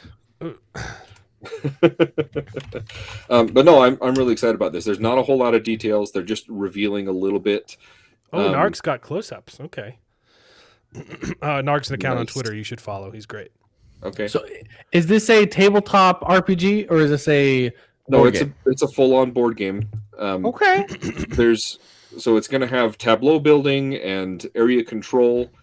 But there's, aside from that, there's not a whole lot of details. They've just revealed a couple of the miniatures for Rand and Perrin, Nice. and Looks like they not got bad. Embo in there. That's Maybe actually it's going to Not have at all. 2 different modes of play, but we don't know what that means. There's an epic version and then a more beginner-friendly version. It's going to be But some is- sort of area control, tableau building type game, but I don't know if it's like a 2-player head-to-head asymmetrical game, or if it's a cooperative game where you play against the forces of darkness, or what, or if it's a team-based game. There's no details, but I'm really excited because Direwolf is a really good publisher. Artwork is not bad either. Yeah, I thought you'd like the But does loyal- Red Eagle get any money from this? I have no idea. I would prefer if it was no. I don't know. Do they have the rights to Wheel of Probably Time? not. Well, the TV rights. I don't know about Yeah. Oh no, board game. no. It would be a separate. If this money goes straight to the game developer and Robert Jordan's widow, Yes. I'm buying it. I would assume so. I don't think it has anything to do with the TV adaptation. I mean, just tell from the artwork. Well, it's- the problem is Red Eagle Entertainment was notoriously got a lot of rights for a lot of. They were really smart. they're just idiots. But they got a lot of rights for really cheap, way ahead of their time. They definitely saw the Game of Thrones coming and made a lot of money from poor authors that needed dough. Yeah. Totally screwed over Robert Jordan, but what were they called before? It was unfortunate. IWAT. No, they were Red Eagle. They had to change their name to IWAT, right? I think so, yeah.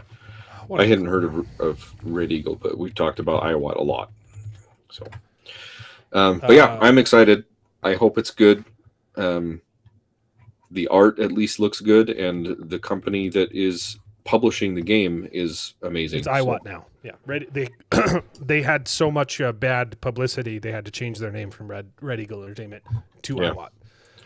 Actually, does it list the designer here? Because I don't think I was trying to look for that earlier, and I didn't find it. Yeah, it doesn't. It doesn't list the designer. So once I know the designer, I'll be have some more information on that. But I think it looks good. How does Narg have more information than what's already on the Kickstarter, though? That's what I'm curious about. Because they've only got these two. Yeah. Hold on. Well, we've got artwork for all of the other characters so far, so I don't know why they're still in shadow. Because they're the same characters. They're the same characters that are up in joke about. Oh, the third Bane. No, it's Matt. Yeah. It's Matt Coffin. Yeah, it kind of looks like looks like Cad Bane. Yep. Sure, sure. A little bit. Yeah, the worst character in all of Star Wars. Sure. Yeah. Okay. He doesn't cool have. He's posting what we got here. The character done even the dirtiest by Book of Boba Fett, in spite of the fact that Boba Fett himself was slaughtered by that show. Yep. This is what you sent me, right? Yeah. Same. Yep. Same info. So yeah, I'm excited for it. You're doing good. You're doing so good. You're doing so good, Salty. I beat you to it. Beat you to it, Salty. All right. Yeah, this looks really cool. I'm excited. I think this would be fun. They're close-ups. Okay, they're oh, it's bigger. Sorry. So sorry. Man. The close-ups. Very nice. Mm-hmm. Yeah, those are really good models. You might have already said this. How close? I guess design wise, how accurate do you think these are to the books? It's very accurate. Because ever since I've watched like the first 3 episodes, I can't get those out of my head. And I maybe would have liked to see his one of his arms unsleeved to see the dragon tattoos on there, but canonically he does cover them up with his red coat a lot of the time. So yeah, that's a toss-up if you want the coat or if you want the arms. Yeah, maybe like the right sleeve could have been like burned off or something. You know, the one with the fire. Maybe it's burned off and you get a little dragon tattoo. Maybe. Although me as a painter of miniatures, I would much prefer not to have to paint a dragon tattoo on flesh. Or a part of a dragon tattoo hidden underneath a sleeve. Flesh is really hard to do too. Yeah, it is. You've got some paints that I think would help you do. I've got a good system for flesh that I'm pretty good at. I think it comes out like maybe like an 80%. Army painter speed paints make it pretty easy. But yeah, painting details on there is Games Workshop has a really good flesh color that I use as an undertone, and then I hit it with like a red wash. It's kind of and it comes out looking really fleshy. Yep. My first couple attempts at flesh were so bad I turned them into elves. Because it was just like pale, like it was like blue, and I was like, "Oh, I can't get flesh." Yep. Oh yeah, dragon banner. Well, there's a wolf banner in this picture. Is that what's on that? I cannot tell. I think that's an evil mini. Yeah. I don't. What creature is that actually? Oh, it was probably a hellhound. Oh yeah, that would make No, sense. what are they called? Not hellhounds. The yeah, what the heck are they called? Houndoom. I just read ones this that make chapter with a minute. The footprints on stone. Yeah. Are they not called hellhounds? That sounds wrong to me now that I said it out loud. Yeah. I know. Something hounds. I can't think It's of an it. episode of Chef Up Gaming. Anyway, point of the story is it's Help yourself to it's that whatever game. those things are called. The ones that leave footprints in stone.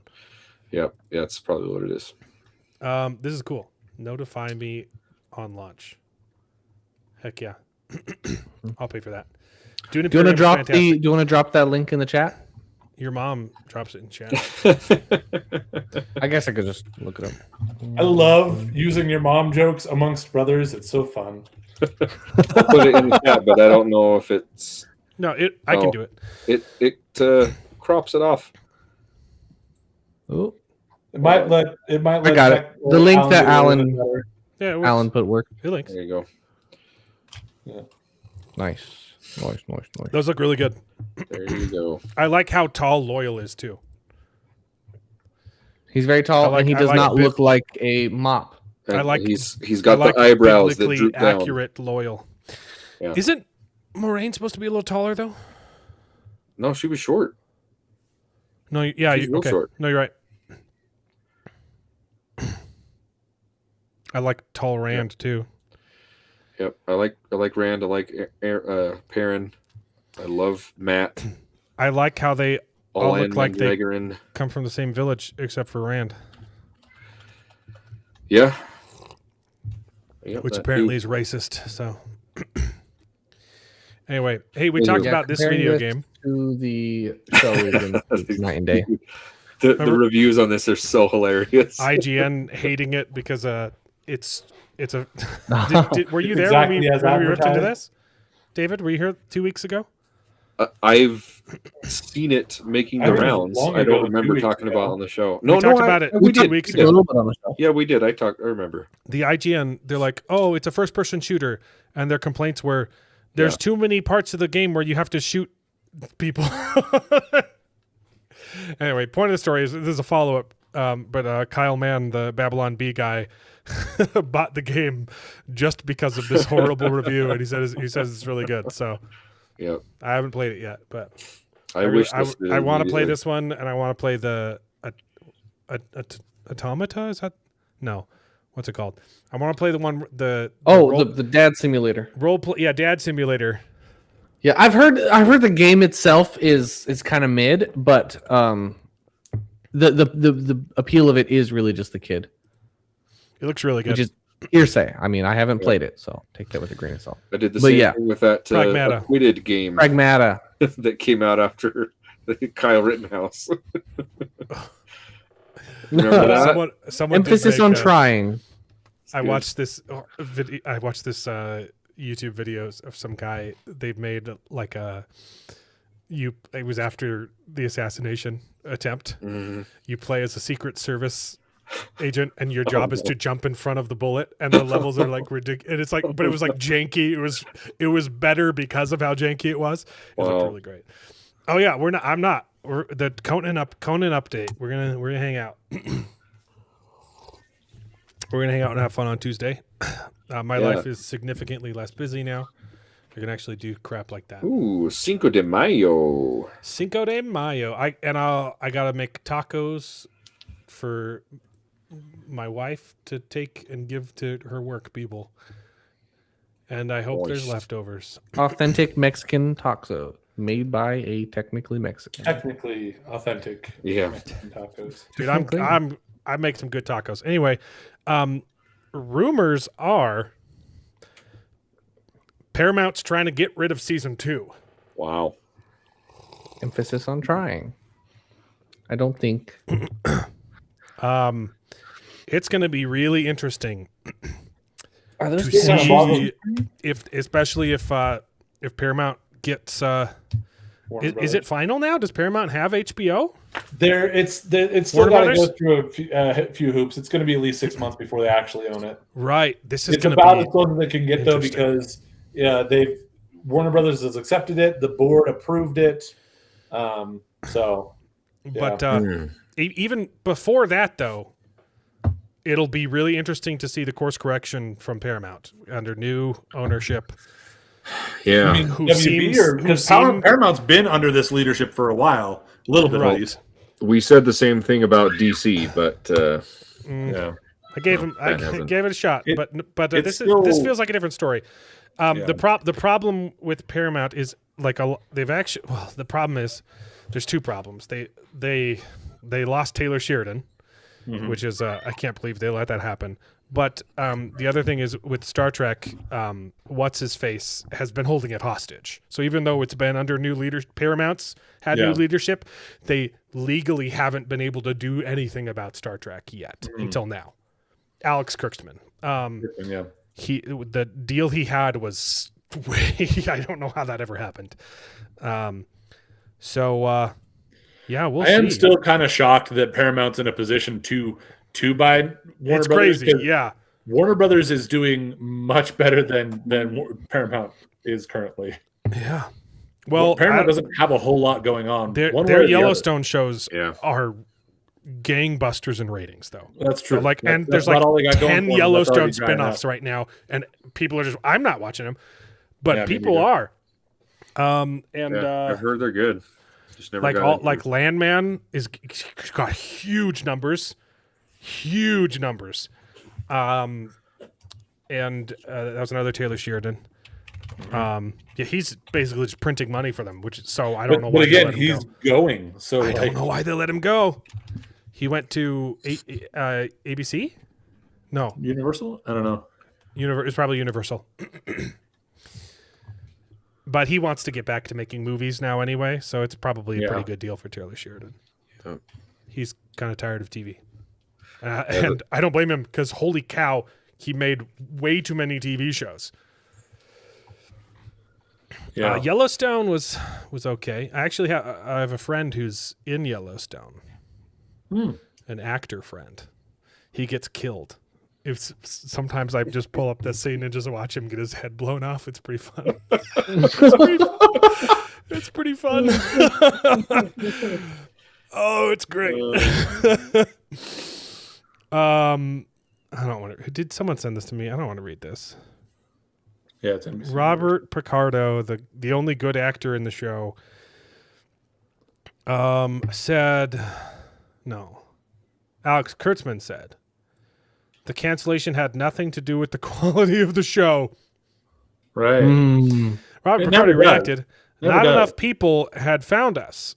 He said, that the reason you'll hear is that we never cracked the top 10 shows in streaming. Maybe they wouldn't have heard about it because there was no advertising push behind our show. Shut up. There was massive advertising behind the show.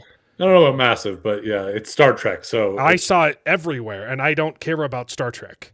I didn't see it almost anywhere. And the the buzz about it being horrible probably drew in more people than your show did. And not enough people found you because of the quality of the show. It was garbage. Even if you're pro all of that woke crap, it's still a terrible show. It was horrible storytelling. And it was propaganda. And the people who were pro the propaganda couldn't even watch it. It had everything to do with the quality of the show. That show gave me PTSD. I'm still talking like I'm obviously I'm being a little facetious with PTSD now, but I'm getting worked up just thinking about the one episode I had to watch. Okay. Yeah. Okay. Okay, Man. let's get into this. Here, I'm going to Save step it for away. later. Although I've already kind of gotten some of the spoilers on this, but mostly just because I wanted to run up and grab a couple of things. So I'm going to step away for a minute. But I hope he's getting his wife Pregos. I don't know where Jared is. I'm right here. I'm the only Jared that matters. Well, then. Okay. So yeah, you want to get into the actual episode first? Now, okay. First half of season 4 was aggressively mediocre, right? Like the first episode was fine. No, the first episode was kind of sucked. First episode was terrible. The second episode was 2 fantastic. The third episode was garbage, and it was just kind of very average. And then the middle of the season was pretty darn good. Like when they actually got off and went to war, it was pretty entertaining. The penultimate episode was great. And then the finale, which we were supposed to talk about last week, is absolute garbage. Pretty awful. Yeah. And it's not even ideologically based, which I am vehemently opposed to. Right? Like I hate this episode for ideological reasons as well. But it's also a terrible episode. Yeah. It was so freaking boring. Yeah, it was very boring. It did end up in an interesting spot. I liked the last 5 minutes. Yeah, exactly. And that's it. It set up something. It was also very predictable in he's having these horrible imaginations of which they did way too many times. And then I thought the same thing way too many times. You're like, okay, so it's going to end with him having the thing, having a little premonition, and then it's actually going to be, and he's going to like, oh, it's the real this time. Yeah. So that was very predictable, but I did like the conundrum. Yeah, it presented an interesting. The ending was good. That was really good. Philosophical conundrum. Right, and he really didn't which the have memes have been great. Some of the memes have been like Invincible. What are you? Not Conquest. What's his name? Conquest is dead. Emperor. Yeah. Thrawn. Thrag. That's it. Yep. It's Invincible, and he's like, Thrag, you sick fascist. What are you doing here on Earth? What every fascist does. Race mixing.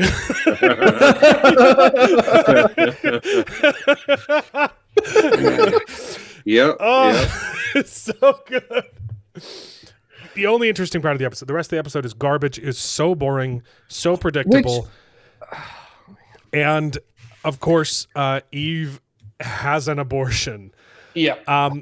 And is like okay. This also happened in the comics.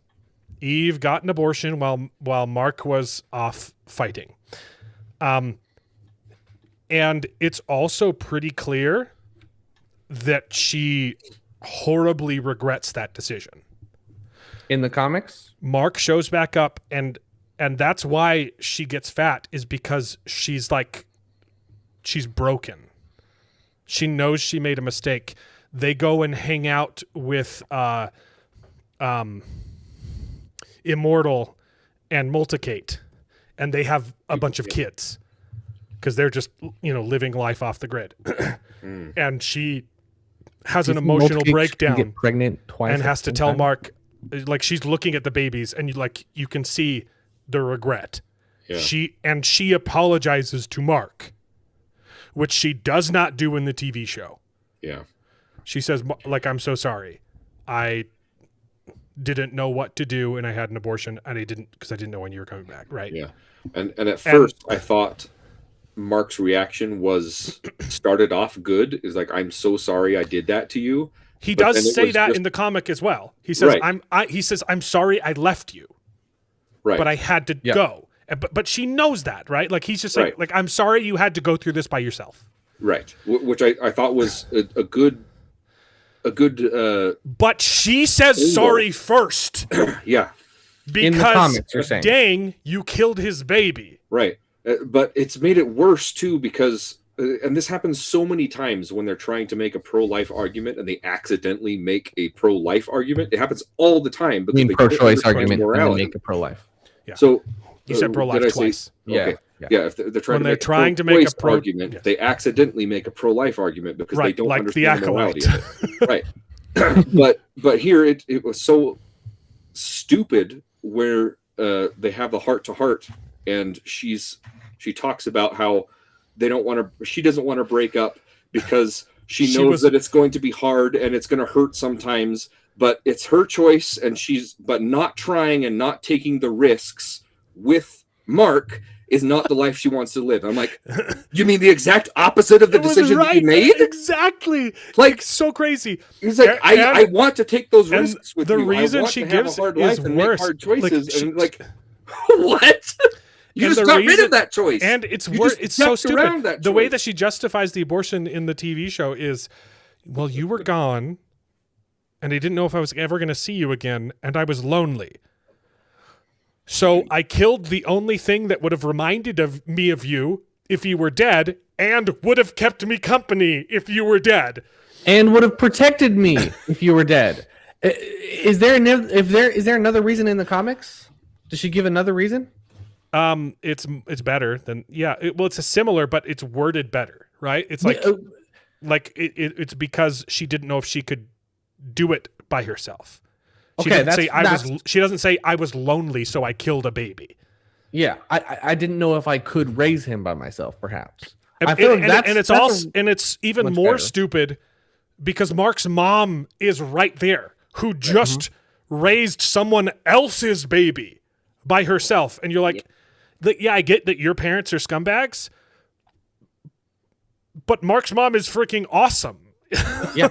And there's Cecil, who would have absolutely loved to take care of a baby Viltrumite that he could have raised to protect the Earth. It is so much worse. And it could have been so much better, because here's the thing. I think it could have been great where they Yep. Oh, it's so good. It honestly foreshadowed a wonderful dilemma where her powers were not working because of her pregnancy. And I thought, logically, any good writer would take it to this obvious conclusion of she doesn't have her powers, but she needs to use them. And so she decides it's a trolley problem where, she has to use her powers to save people at the cost of the life of her own child. So she decides to, maybe I'll do an abortion in order to get my powers back to do that. And I think that's the obvious logical conclusion to take it to. But no, she's just lonely. That's so retarded. It was so dumb. I was waiting. I knew it was going to happen, but I was waiting for them to give a good excuse. And her excuse is retarded. I was lonely, so I killed a baby. Insane. Her superpower is she can reconstruct atoms. Despite being able to create literally anything to provide for a baby in even an artificial womb or robot, she murders a child. Yep. That's a good point. She could have made an artificial womb. Could have been a test tube baby. There could have been so many different interesting solutions to this problem, and they just sweep it under the rug. I was like it's a good decision. Lonely. I was lonely, so I killed a baby. Yeah. It's made so much worse by how many people have sacrificed for her. Her parents have sacrificed. Mark has sacrificed. Still, they've made sacrifices, and everybody has made sacrifices on her behalf. And the one chance she has to make a sacrifice on somebody else's behalf, she folds like the coward she is and kills her child. Yeah. I did not think you could get worse than Amber. And Amber's great in the comics too.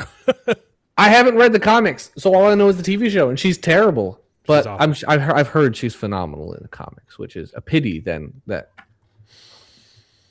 Anyways. Yeah. All right. Here's Marco Rubio in a Spirit Airlines outfit. This meme will never get old. Like it's and with AI just making it easy. Like, yep. It's just a well of comedy. that will never dry. Oh, for sure. Oh, baby. Yep.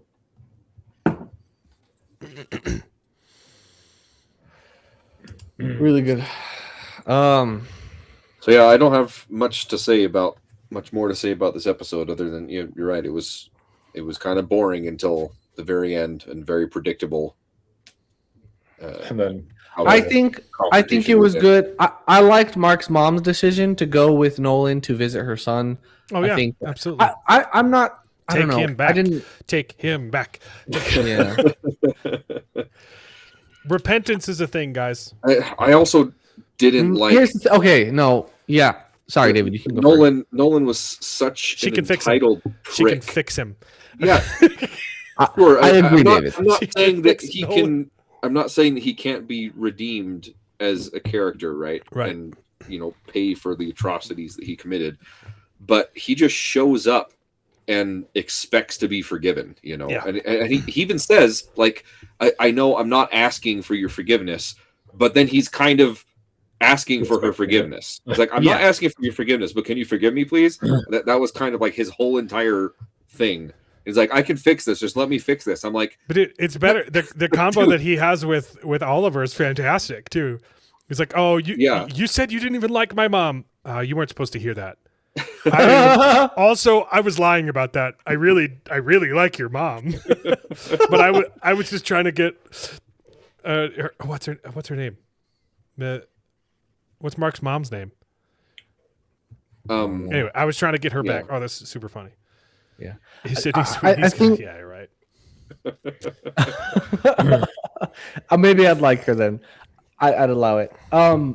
She could play. I could completely play agree. Adam Eve post the conquest fight, where she reconstructs herself a little bit. oh yeah, there you go. But she's too. Bro, Mark, thick. you want her to be duplicate. Yeah, let's be honest. More than one, Sydney Sweeney. There you go. I completely agree, David, Debbie? that I did not like how he was treating it. I think when he first showed up and was talking to Mark's mom, it was great, especially Mark calling him out, saying, "Hey, you're only going to visit my mom for your selfish reasons. Like you're not apologizing her to help her." I didn't even like that conversation. That's no. what he said. I like that Mark the called him out for it. Oh yeah, I like that I Mark agree. called him out and said, "You're doing this for you, Dad." Right.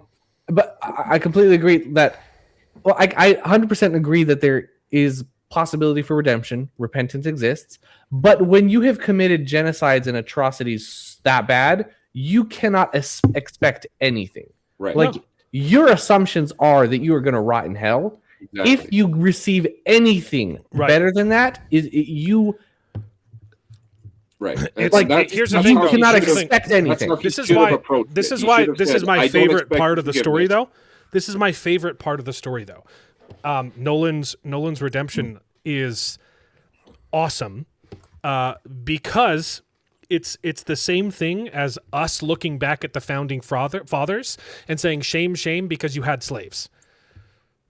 Well, I mean, we are judging people based on a moral system that we have that they did not. And that's why Nolan is so interesting, because from his perspective, at least from the Viltrumite perspective, what he was doing was a good thing.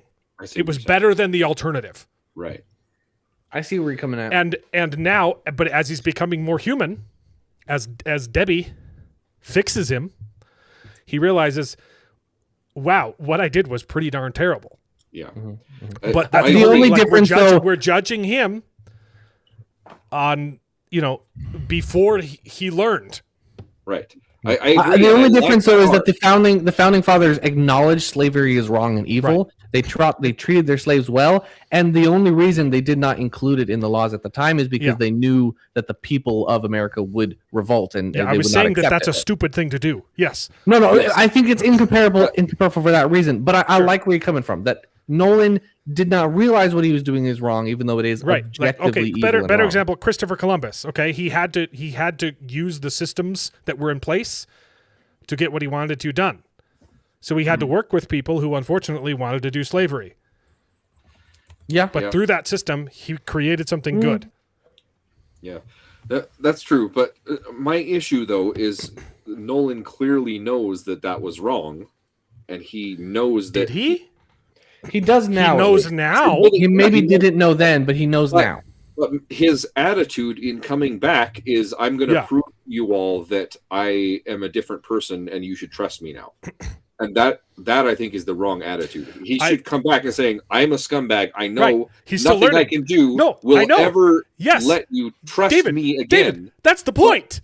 Right. Yeah, he's still learning. He comes back. But I love that the line that he says to Deborah. He's like, I don't deserve it, but I know you're better than me. And I know that you believe it. Forgive that line was so good. It's like you're going, like you're a better person than I am, and you're. I can see how that'd be really frustrating from our perspective to feel like, dude, stop. Yeah. But to maybe I think what Alan's saying, it sounds like his character arc is not done yet. He's freaking and that's why new he's to still this. bad at It's this. so interesting. Yeah. Have you read Shadow of the Conqueror? Mm-hmm. Yeah. Surprise! I freaking love that book. It's been a while since I've read it, but I don't remember everything. But that's phenomenal. Yeah, it's good. I don't remember if he did he think that what he was doing was good when he was the Conqueror. I forget. Yes. Yeah. Yeah. That's actually a perfect analogy, Charles, because he gets the second chance at life and decides that he wants to right all the mistakes, and he acknowledges that he's a scumbag, he was a terrible person, and that nobody in their right minds would ever forgive him, but he goes out to try and better the world, and he knows that nobody will trust him, but he does it anyway. Yeah. And I think the way that,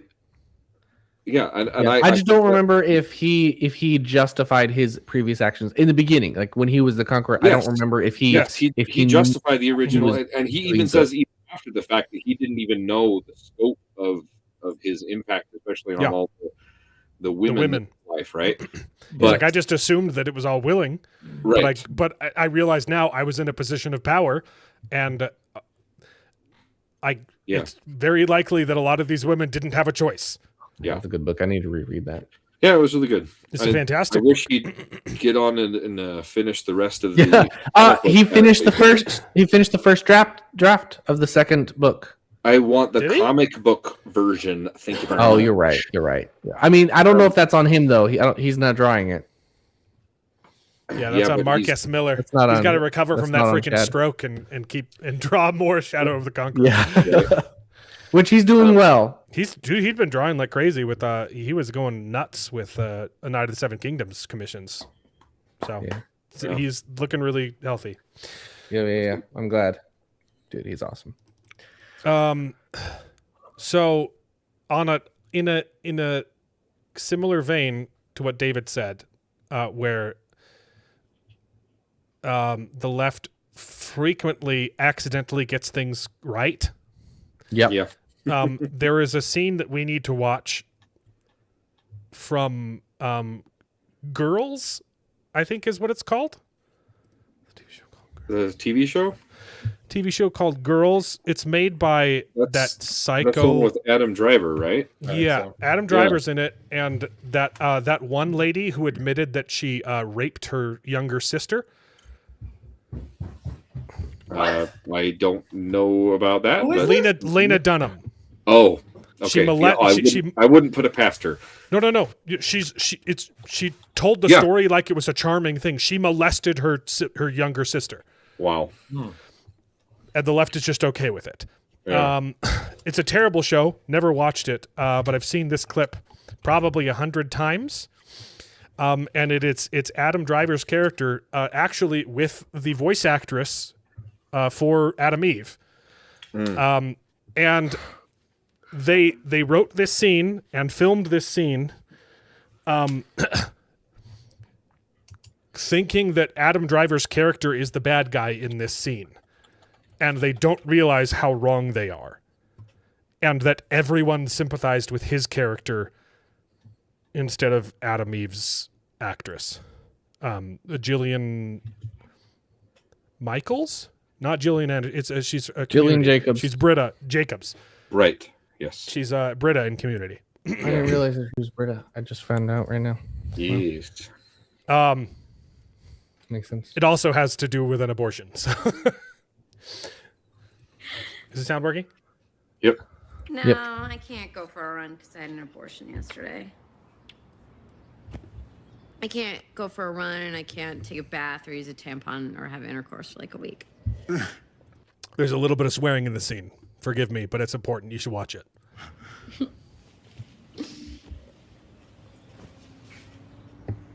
Are you, what? Yeah, just a couple of things I can't do because I had an abortion yesterday. Was it mine? Yeah, of course it was yours. You're definitely gonna do my. We gotta pause. Yeah. Yes, Adam Driver is the villain in this piece. He's the abusive I heard boyfriend. About this clip. It's the best. This is the best clip I've ever seen. Yeah. Like it's phenomenal. I have heard it described many a time. I didn't want to talk about it beforehand. I just wanted to do it. But I haven't shared with boyfriends in the past. I'm trying to be more open with you. So you're trying to be open with me. How many abortions have you had?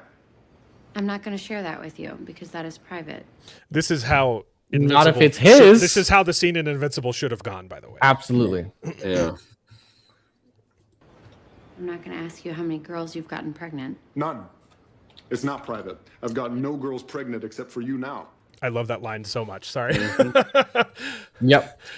I'm not going to tell you. It's private. I'm not going to ask you how many girls you've gotten pregnant. None. You psycho. Yep. His delivery is phenomenal too. Yeah. Like it's such a shame that what he Wars was given killed in us. Star Wars was Yeah. garbage because he's an amazing actor. Yeah. And Kylo Ren could have been an amazing villain. Agreed.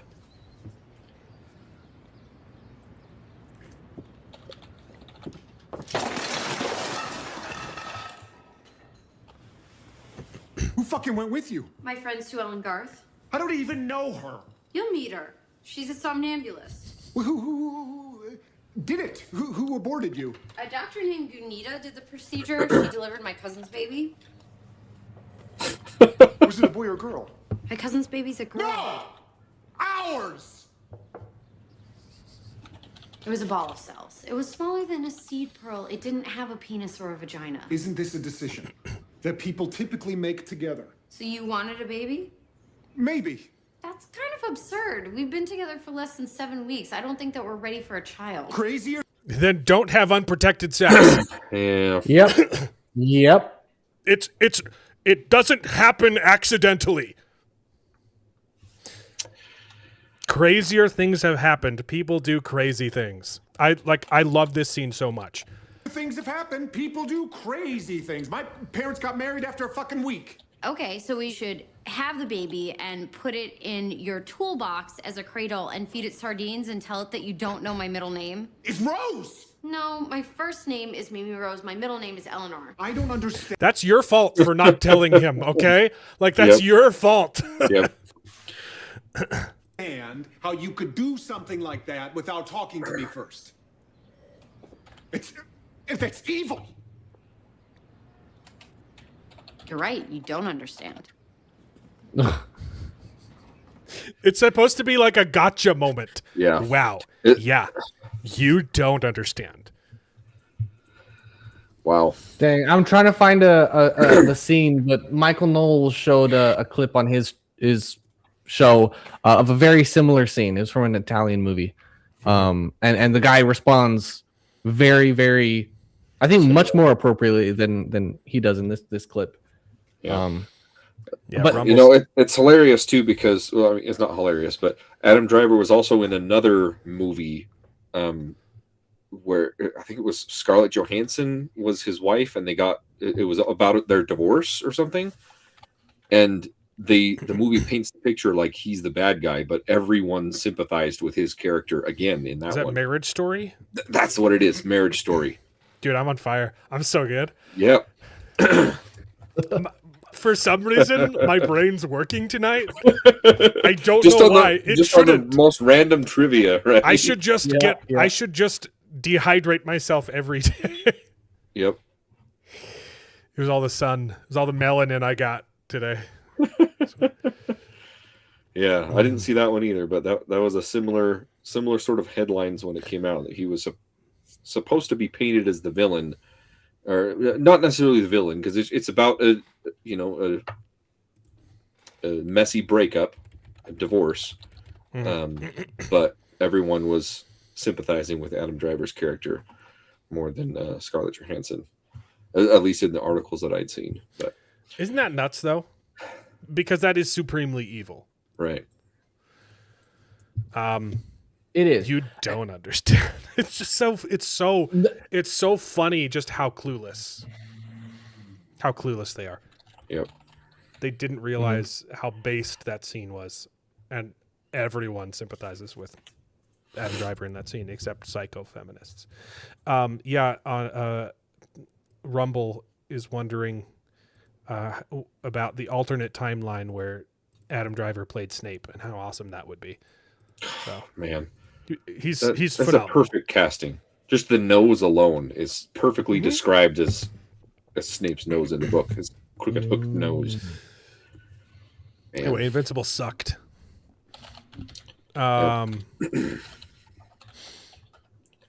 What's Daredevil? Should we get Jared back? I think I might have seen I found the clip that I was talking about, and I was hoping we could share it, because the reason I love it is because even though this is a woman, should I send it to the private chat? No, you could just share your screen, or send it to me because your computer sucks. Yeah, my internet's bad. I don't think I'll be able to do that. I sent it in the private chat. I don't know if it's better through Discord or whatnot, but it's from The Godfather. Yeah, no, I tried to figure it out. It's a really obscure Italian movie. I didn't remember. I don't think I've ever seen The Godfather. Is it from The Godfather, Charles? It's from The Godfather Part 2. Charles, an obscure Italian film?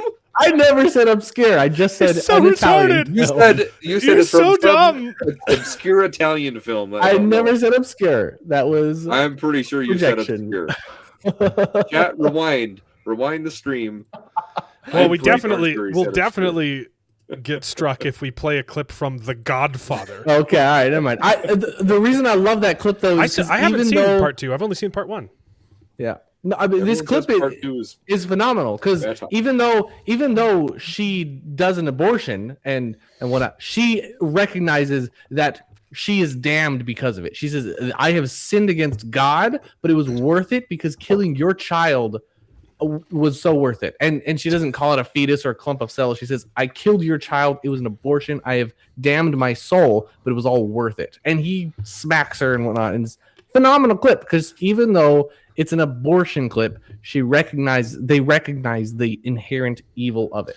Right, because up until, very recently, it was just common sense. Yeah. Yes. Even Hillary Clinton used to recognize that it was a evil thing. Used to be. Dude, people don't remember. You talk about the slippery slope fallacy, which is not a fallacy. It just happened. People don't realize how quickly we went down that slope. Yep. Barack Obama, when he was against gay marriage. Yeah. When he ran for office. During his presidency, yeah.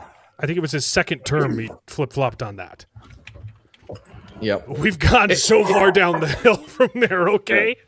Yeah. Well, the old Democrat slogan for abortion used to be safe, legal, and rare. And now they're just like, oh, yeah, forget the rare part. No, it's celebrate your abortion now. Yeah. Celebrate it. And if you even insist on if you even suggest any sort of restrictions, even in the third trimester, you're a radical racist extremist. Anyway, so I feel like this is a good segue to go into the abortion that is Daredevil Born Again Season 2. I would not be opposed to aborting Season 2. Though it already is one. It is Season 2 of what again? Sorry, I zoned out. Daredevil Born Again. Oh. It is not quite an abortion because it is still happening. It is more like a Down syndrome child. I don't know. That's probably. I knew you were going somewhere with that. I don't know. I don't mind it. I think it's all right. It's definitely not on par with the original series of it, but I like good chunks of it. It's just so, dude. They turned Kingpin into Trump. He make it. It's about ICE. Yeah. But it's I not can see that real your issue with because it, but their version of ICE is the evil that they think it is. They walk into an immigrant's restaurant and just punch her in the face because she's harboring illegal vigilantes, and you're like, yeah, dude, you guys framed the guy who got hit by a car. A crazy lady tried to run over an ICE agent with her car, and you said he was the bad guy. You're telling me that if ICE walked into an immigrant's restaurant and punched an old lady in the face, that we'd be just okay with that? Yeah. The problem is they don't have a single real world example of that happening. Yeah. So they have to turn to media. Not since Rodney King in the 80s, right? Yeah. I do think that like because I know that it's not that, I don't get as worked up on the like, oh, they're definitely trying to parallel and show it out as this or whatever. It's so obviously that it's so obvious that that's what it was, though. Yeah. If you can divorce yourself from the reality or the obvious politics of it, I can see how you can. You haven't watched the show, Charles. No. In theory, you can divorce it from the problem is.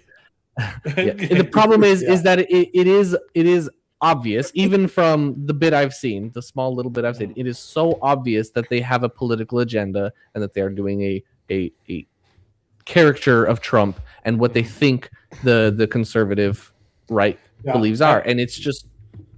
And I very often will find myself sitting there going like, okay, I see that they're trying to make this parallel, but I'm not gonna. I can see that I can agree with the commentary they're trying to make about concepts and say that it's not actually really paralleling as well as they want it to. Maybe I don't know. So that's why I'm still able to enjoy it, but yeah. We need to send you some posters. That's a good point. It's a rental though, isn't it? Well, so I'm no longer in a rental, but I'm in somebody else's. I'm renting a basement room from somebody. Yeah. But the whole bit was that like I disappeared for a while, and then I came back, and I'm coming from this. It's my basement. It's my basement. Yeah. I have Bearded locked up in my basement, and I force him to watch all of the garbage that I don't want to watch, even though he still tells me it's watchable. Yeah, it's a Clockwork Orange right here. He's just being force fed all of this content until he thinks it's good. It's Clockwork New Trek.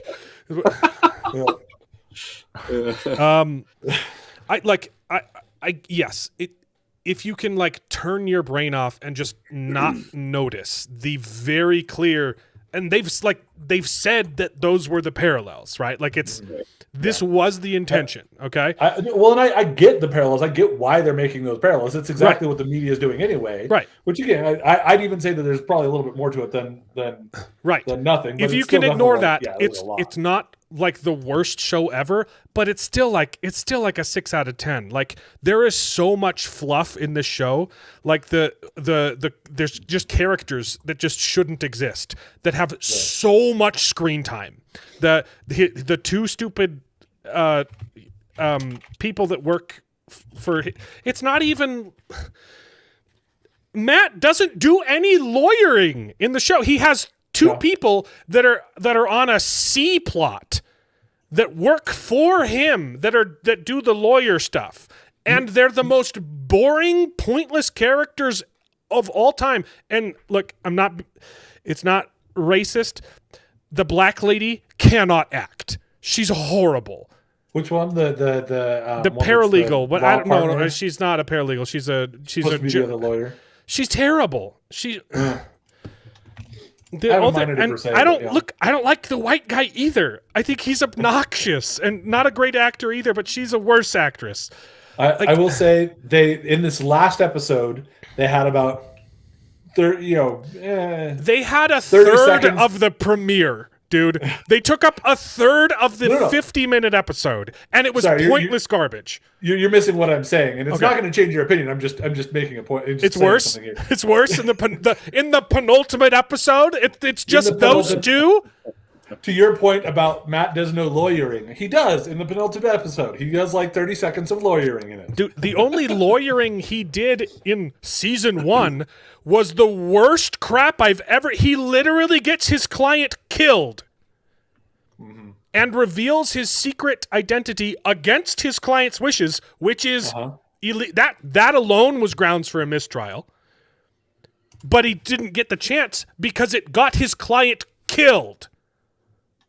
Because he was too stupid to lawyer a different way out. Yep.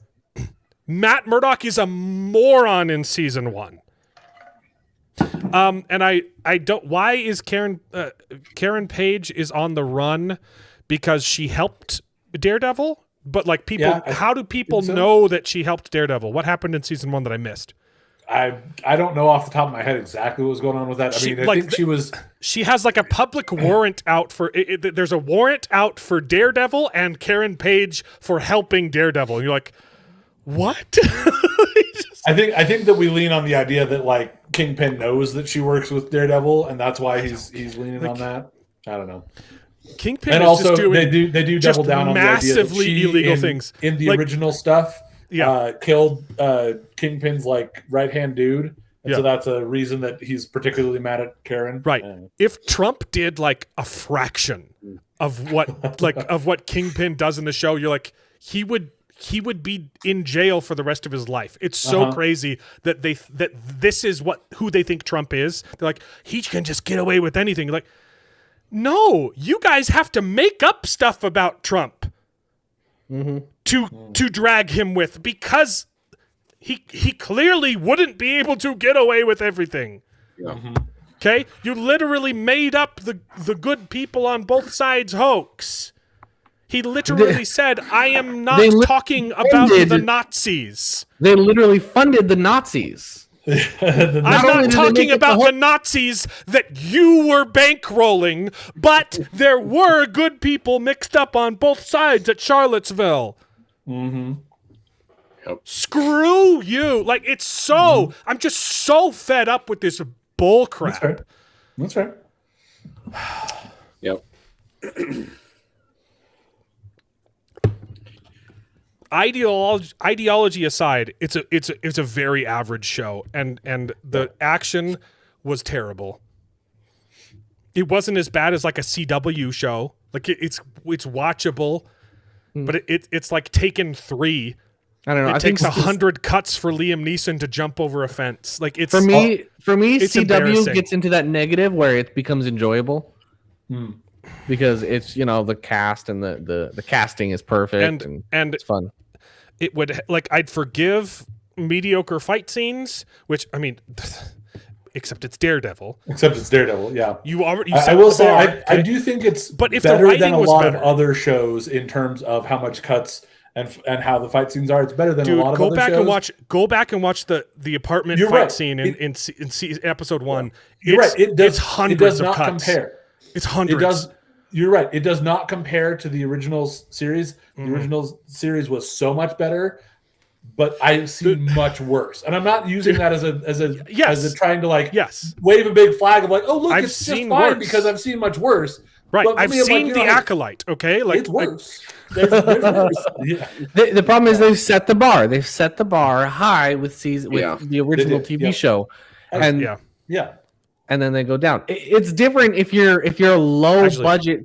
That's unfair. If you're small, like the House of David. If you're a small studio that is making their very first show, the bar is much lower. And if you're bad writing or bad quality or something, we'll give you that credit. But if you've set the bar for peak for phenomenal TV, and then you get this quality, it's. That's being unfair. I was being unfair to The Acolyte. Honestly, the choreography was probably the best part about that show. The rest of the show, there were some fight scenes that were okay. It's still not good. Like if you the continuity within the fight scenes, you're like, oh my gosh. But then like if you isolate one clip, it's okay. Like there were some clever moves. Yep. And it's much better than the sequels, but it's still bad. You know? Yep. And I'd say this is a step above the Acolyte for that. Again, I'm not trying to make that into a whole big like, oh, you should totally go for it. No, I'm not. I'm just saying this is why I can at least enjoy it because it's at least something. To me, it's the degree of going between it's not good versus it's garbage. Like I wouldn't go as far as it's garbage. It's not. And again, it's not garbage. My scale's a not good. A little bit shifted from yours, but for me, I'm like I'm okay with it. And again, that's just on my scale of it, which all of you guys know well enough to know that if I say it's okay, right, that you guys are going to be like, oh yeah, so it's garbage, so I won't watch it. But for me, it's okay. But it's everything though. Like it's the writing is terrible too. Like these characters are idiots. Yep, they're so stupid. It's not amazing. Yeah, it's not amazing. Oh, dude, the scene where Matt Murdock and Karen Page were like practicing, where they were. It was so freaking goofy, dude. It was like they were playing patty cake with each other. Maybe I don't have it. I need to like see if you can make a short of that. It's so bad. It's so bad. It's like that Camp Rock. So have you guys seen the Camp Rock meme? Oh, I don't think so. Hold on. While you're looking that up, I'll just say another thing that you don't care about at all. I found it already. You got it? Okay. It's so good. It's so good. But make your point. It'll take a second. I was just going to say something else that you don't care about, so we can just say it really quick while you're not paying attention. Was Maul Shadow Lord has actually been pretty darn good. Like I've heard it. Yeah. I mean, again, maybe not enough to pull everybody back into anything, but definitely some of the better things that they've made. Really, really gorgeous art. If I ever get they already killed off his character in Rebels, so it's an interquel because they don't have any new ideas. Yep. That's fair. Well, again, that's fair. This is a criticism, but it's still really good of being that thing. Yeah, that is kind of pointless and unnecessary. If I ever gain access to Disney Plus again, I'm going to watch season 2 of Andor and Maul Shadow Lord. I don't really care about anything else. So disclaimer: I am not gay. I have not seen Camp Rock. I've only seen this meme, so I don't know if. I'm pretty sure that someone has replaced the sound and there's supposed to be like a song here, but I don't know. This could be the actual clip from the actual show, or it might be someone memeing it.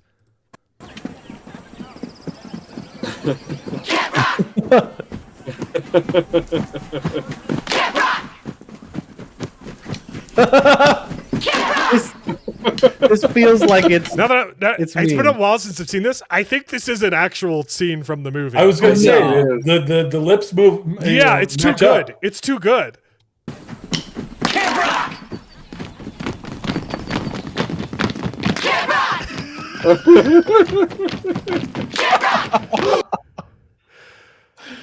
That is no joke, no exaggeration. That is what their fight scene looked like. It wasn't. It was them training, and he was trying to teach her how to be a better fighter. She's watching him punch a punching bag, and she goes, "I don't know how you're so good at punching that punching bag. Can you teach me?" And wax on, wax off. I was going to say, I think it's one of those so bad things with the bars or whatever. But yeah, and it's zoomed in, so it's like a close up, so you can't see the actual choreography. But it's like you're not doing any. Like what is? It was so bad. I'm accurate. You haven't seen the show? Oh, that's the scene from the movie? Yeah, I don't think that's a meme. I haven't seen Camp Rock. That's crazy. I know the Jonas Brothers are in it. Are they now? Yeah, they're the love interest.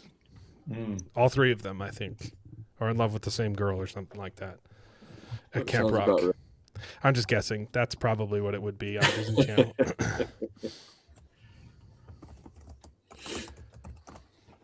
Yeah. If The Last Starfighter can be one of my favorite movies, then Bearded can like very dubious things. Okay. I've never seen The Last Starfighter. Mark, I think I appreciate the support. Maybe.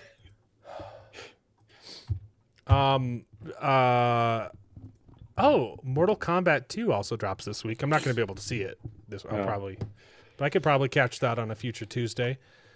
The Punisher. So next week will be the Daredevil season 2 finale. I'm not going to watch the middle, but I'm going to watch the last episode, and then Bearder can fill me in. And then there's going to be the Punisher movie, or is it just an episode? Is it movie length or is it episode length? I think there's going to be a closer to Punisher movie special. length. I think it's going to be at least an hour, is my guess. Like it's like the Christmas special or Werewolf at Night or whatever. Like where it's a special. It's not quite a full movie length, but it's longer than an episode. I don't want to watch that either. But that's the same week as Good Omens season 3, which is just one episode. And then the next week is the Mandalorian and Grogu. Yeah. Whoa. Which the problem is there's nothing else going on that week, so we might have to see that opening weekend, and I don't want to do that. But there's nothing else going on. We'd have nothing else to talk about on Best Gen, and if we cancel the show, someone's going to try and assassinate Trump again. Right. The Backrooms movie looks pretty cool. I don't really care about Backrooms lore. It's just a little creepy. Yeah, me neither. But it seems like one of those things movie. Everyone was like freaking out about, and I was like, it's not. It's just rooms, guys. It's a pool. There's slides. It's not that creepy. Yeah. The movie looks pretty cool though. Yeah, That's the May movie looks 29th? interesting. I'm curious. Just drinking poppy soda. I just this last week I watched, or maybe it was 2 weeks ago. What was it? Hannah and I rewatched Strange Brew, which was really fun. So good. That's such a great movie. And it's really fun too, especially because I really was more introduced or more familiar, like earlier familiar with Brother Bear. And so when you get their news characters that are basically them from Strange Brew. Well, so that's great. basically what inspired. So they had like a bit, kind of like on an SNL type SCTV. show. Like it was just like that's what inspired Wayne's World. Oh, okay, nice. It was them. It was Mike Myers' version of those two guys. Of those two, gotcha. It's basically kind of the same character. Kind of the same thing. Yeah. They made it their own, right? But it was just two idiots, that had like a show in their basement, It's weird to me because I also know Richard Karn, not Richard Karn, the one that's not Honey, I Shrunk the Kids.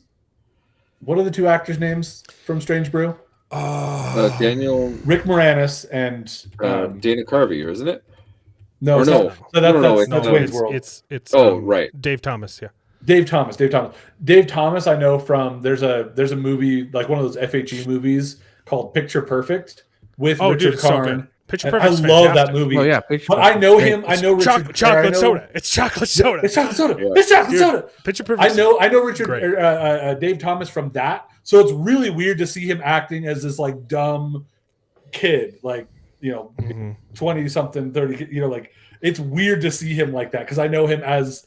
He's not exactly a serious character, but he's a much more serious character in Picture Perfect. Who made I Picture freaking Perfect? love That was a movie, by the way. Christian movie, right? Like Yeah, I think it was actually feature films for families, not FHE. it was feature films for families. It's actually really good. It's but such a good movie. It has like the quality of like a Hallmark movie. Like it's dirt cheap, but it's actually fantastic. It's so good. It's such a great movie. It's Yeah, the Richard Wait a Karn's minute. in it too. The premise is they Talking have about the 1997 romantic comedy with No, Jennifer it's different. No. If There's you a- Google there's it, you another won't be able 95. to find it that way. You have to look it up like by feature films for families, Picture Perfect, something like that, because it's totally different movie. Picture Perfect 1995. It's It's hilarious. a great premise. They're trying to enter into a contest Yeah, to win no, money this is the one I was thinking of. It's I've seen this. It's a great one. Such a and good movie. a All right, soda you can keep doing it. sponsorship or whatever, but they have to send a picture of their family, and they come The from two kids that are like best friends, but the parents Yeah. hate each other. Yeah. parents as hate each neighbors. other, and they're neighbors, and they're both They divorced. They Photoshop their So they Photoshop their family families together. together. And then So And can then they make a have to like contest and then live they win. together for a week to prove Yeah. that they're like a It's worthwhile it's family. it's literally It's so good. it's literally the if you guys are in a real relationship, then you have to kiss the movie. Uh-huh. Yep. They're neighbors. No, they're neighbors. Are they good neighbors? They're neighbors. Oh, I love that movie. It's good. Movie. It's a genuinely good movie, and I don't know if those guys ever made another good movie, but I doubt it. I doubt it. No More Bats is another good movie that I think is by the same people.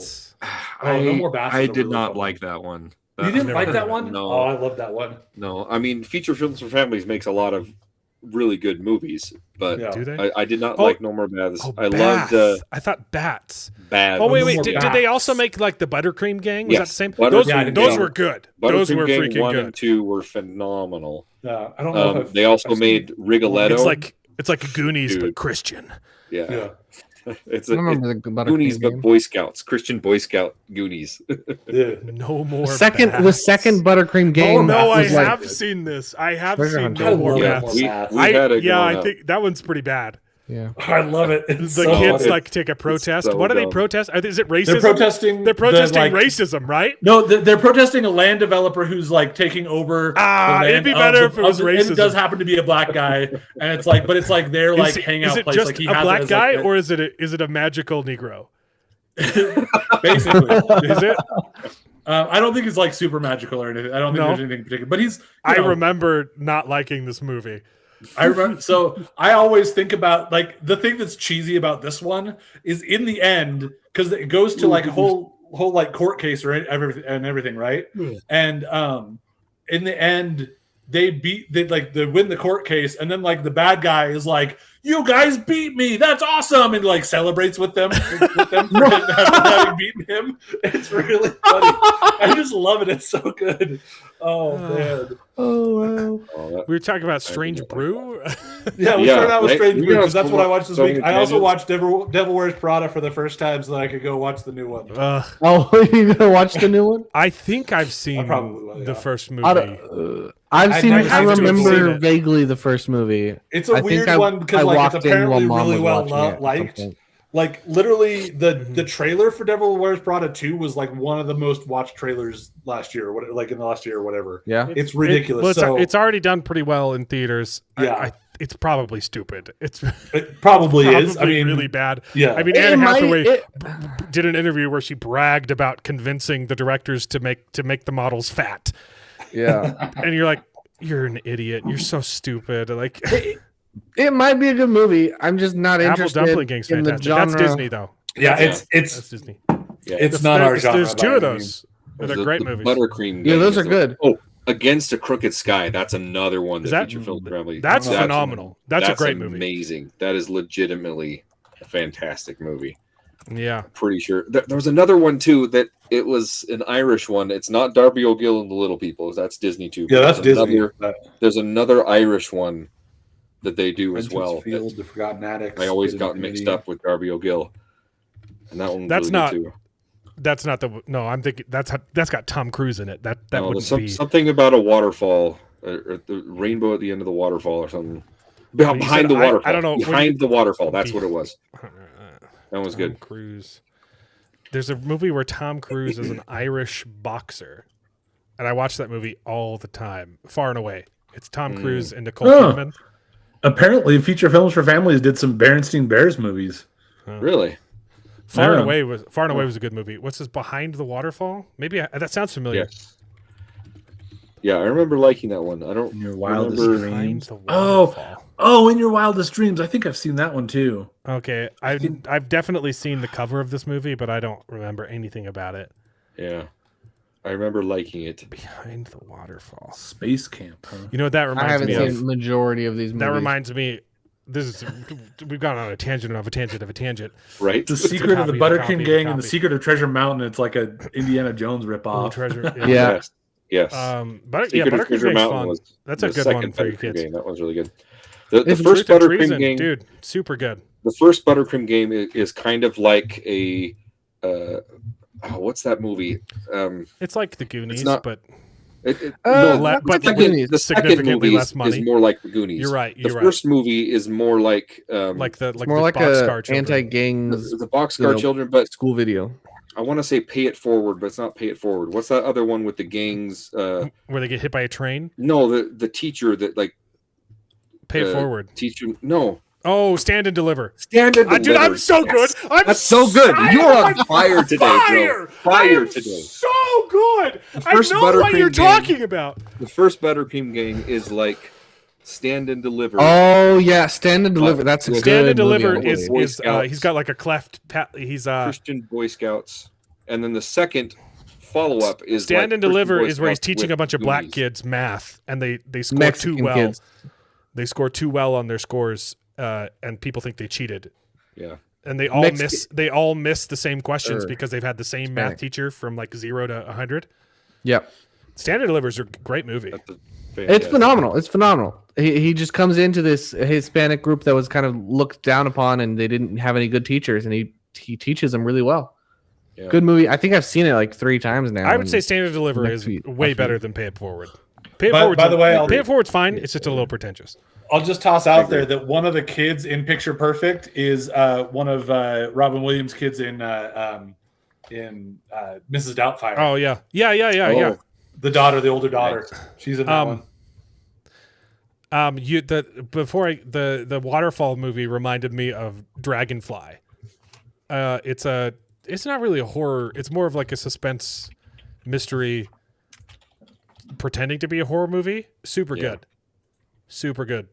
Dragonfly. 2004, Probably 2002. I mean, Grieving I Doctor can't is being say contract- anything about it because contracted by it would his- ruin the twist. But it's a fantastic movie with a great twist. Which one is that? Dragonfly, 2002. Oh, right. The Is that- time travel one? It's Kevin Costner. No, Yeah. don't talk about. It's not time travel. Kevin Costner. Oh, no. I'm mixing the butterfly effect. The Dragonfly effect. Yeah, the waterfall. Yeah, she wants you to go there. Yeah, Yes. Oh, yes. I completely he's forgot got the about bald that spot. movie. He's got the bald That's spot a in his really head, good and the movie. kid can see it because he's had out of body experience. Yeah. Oh, did he get you with the bald spot trick? He's just looking at the mirror. Yeah. Waterfall. She wants Dragonfly. She wants you to go there. It's really good. Really good movie.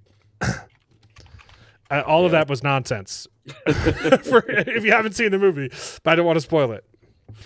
Oh, it's Hispanic. Sorry, it's Mexis. It's I said it like 8 times. I don't care about you, Charles. I don't listen to you on the show. Yeah, Stand and Deliver is fantastic. But anyways, Rigoletto is my hands down favorite. Base Camp. Cap Space. Yes. I don't think I've seen I said that one as we were going through. I said Camp Space. I haven't seen it. I haven't seen it either, but yeah. Truth and Treason was fantastic. I loved it. You really liked Devil Wears Prada. I had a huge crush on Patrick Jane from The Mentalist. Isn't he not in this sequel? And he played a real jerk. I don't know for sure. I think her boyfriend in the first movie, didn't get recast, and everyone's mad about it. Oh, that it was such a weird movie. Oh no! Because, Is there a Prada popcorn bucket? Maybe. Oh I my haven't heard about goodness. it. Hold on. Oh yeah, Patrick Jane is the one that is not her Mentalist. boyfriend. It's the other one. Patrick Jane is the character's name from The Mentalist. Oh, okay. But yeah, he's the other. he's It's the not other a bad guy. bucket. His name. It's not a is terrible bucket. Simon Baker. Point of the story was you watched Strange Brew. I watched Strange Brew and Devil Wears Prada. Those were the 2 that I watched this week. So Freaking heck. I'm going to be watching Animal Farm next week. Won't have time for Mortal Kombat. So I'm gonna try to see if I can catch Michael. Oh yeah, I've heard it's pretty good. Yeah, And Michael. people hate it Animal because Farm. there's AI, and so I want to watch it more. Which one? Which movie? Michael Jackson movie. biopic. I don't really like musical biopics though. They're kind of garbage. You know, the best one by far is Weird, the Al Yankovic story. Oh, it's so good. Oh, So 100%. good. That's the best one. Fantastic Yep. movie. Okay, Yep. so next week is the Daredevil season finale and Animal Farm. I'm so freaking confused about Animal Farm. I have no idea. Yeah. I have no idea what to think. I don't know if I'll have time to go to the theater and see it, but I'll try. I'm going on Tuesday. I still need to go and take my family to go see the Mario Galaxy movie. My wife did it. It's okay. My wife took all the kids to go Galaxy see Mario. I didn't have to. I'm sure it's fine. You know, It was okay. It's not bad. I don't It was hate. enjoyable. Like the first movie was. I enjoyed watching my kids watch it. Right. Yep. I don't really care about the movie. Not a super great movie. I'm but- fine supporting it because it's not. It wasn't woke. Yeah, it was fun. I just. I don't really care. I don't care about the Mario movie. My wife fell asleep. The kids were just in the theater unsupervised. Did the kids like it at least? Yeah, they loved it. Yeah. Elliot said, "It's not as good as the first one, but I would agree with that. It's still good. Way too much going on." Yeah. It is really And I didn't prep focused him at all. on the references. Yeah, It's really focused on giving you some references and cool Easter that's eggs what or whatever. everyone has said. Like it's Yeah. like it's just a nonstop freight train of things happening, and so I was just surprised that Elliot had like the same critique that like all the YouTubers have said. Yeah. And I didn't prep him. I just asked him. It's just too much going on. He's like, they gave Mario's son like a paintbrush that let him do things, and he just did too many things. It was too many things, Dad. Well, I mean, to be fair, that's actually from Super Mario Sunshine. Right. So, like, it works. But, yeah. Yeah, no, it's fine, but It doesn't break the lore. It's not unfaithful to the not at all. source material, but it's no just Lego too much. movie. Yeah, it is funny, though, Like, you that can- after that's the this thing. movie, they were still saying that they're not leading up to a Super Smash Brothers movie, even though They're 100% leading up very to. much They put they in are. Game and Watch. They put in. they put in Rob- Game & Watch, they put in Star Fox, They put in Rob. Star Fox. You put in Star Fox, and we're not going to make a Super Smash Brothers movie. That's what they're It would be- saying. I don't believe like, them, but it that's would what be they're dumb. saying. Like, what would be the plot of Super Smash Brothers? But they're obviously doing it. Yeah. I mean, I think- it could be a Mortal Kombat-esque storyline. They're definitely going to do something else. Like, David, this is- I think you're going to go see Devil Wears Prada on Tuesday. Well, she also said she wants to see Animal Farm, so I'll bet they prioritize that before they get to the other one. Yeah. Okay. Yeah. Yeah, that's next week, and I'll try and catch. I'm pretty excited for Mortal Kombat. The first one is pretty darn good. I'll watch that a week late. But yeah, do we all go see? Here's the So thing. I don't want to I'll give plan on Disney seeing it. money. I don't want to see The Mandalorian and Grogu on opening weekend. I want to I'll pay probably for see it. I want to pay for a different movie and sneak in to go see The Mandalorian and Grogu because I know I'm not going to like it. I know it's garbage. Yeah. There's also nothing else to watch that week. I'm in the camp that I'll probably enjoy the movie, but it's kind of spoiled by How bad season 3 was? season 3 and I don't think you can recover from season 3. I think it's garbage. well, yeah, season 3 and Boba Fett kind of ruined the story arc for the like. I don't care anymore. Like you ruined it. Mhm. Season Yeah. 2 ended off in an amazing place, and then they're just like, "Oh, just kidding." None of that I've happened. gone- We just need And now we just need to bring what I've seen we just from need the to bring trailer, Grogu what I've back. seen from this trailer, it looks nice, but it's like they're pretending like stuff didn't happen. I'm like, Yeah. what's the point of Yeah. the story? I don't understand. I was looking at this and thinking, hey, this is I'm kind of not super excited because I'm just done with Grogu. I'm like, he's cute and all. I get he's your like marketing like money, so I kind of get that, but I'm like, please move on. It was the perfect opportunity at the end of season 2. Drop him off, Amen. Luke, and the next time we see him, he's a teenager. Like Do another series with him, but do Right. Mando as Mando. Do a different show with him and Luke. Sure, make it whatever. But so in spite I of that, agree. watching the trailer, even though it also doubles down on it's probably going to keep doing the same things, I still got a little bit more excited watching the trailer. So Right. I'm still That's- kind of excited to see it, even though I'm not expecting to love it.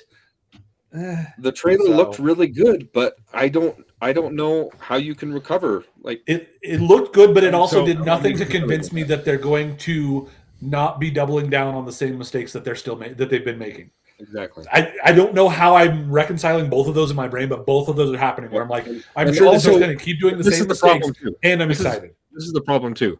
I know. It's a movie Uh-huh. that's following up a TV show that has plot points in a sub TV show, right? Mhm. So if you're now you're making it for a wider audience, theatrical release. David, So that's why they're ignoring everything that happened. Right. So that's the problem is you have to because cater this they to know people that they haven't know seen the that TV they show, know but that who that Grogu is like because he's the 80% of cult Star Wars phenomenon. fans at least watched the first couple episodes of The Mandalorian season 1 because that was revolutionary. That hey, we're doing Disney Plus is brand new. We're doing TV shows now. Everyone watched at least the first couple episodes of The Mandalorian. They're ignoring everything else. It's just a movie. It's probably a side. It probably happens in between seasons. It's not going to be canon. It's not concerned with canon. It is happening. It makes sense that afterwards. they have to do that. That's the way that it makes sense that they need to do it. It's a freaking Christmas special. Yeah, so I don't that's know. We'll see. I'm that's the still excited problem. about it. I'll probably see it before I that opening weekend. So in contrast, though, but I'm actually surprised to find myself somewhat excited for Avengers Doomsday. I'm in complete apathy towards Star Wars, and I have been for a while.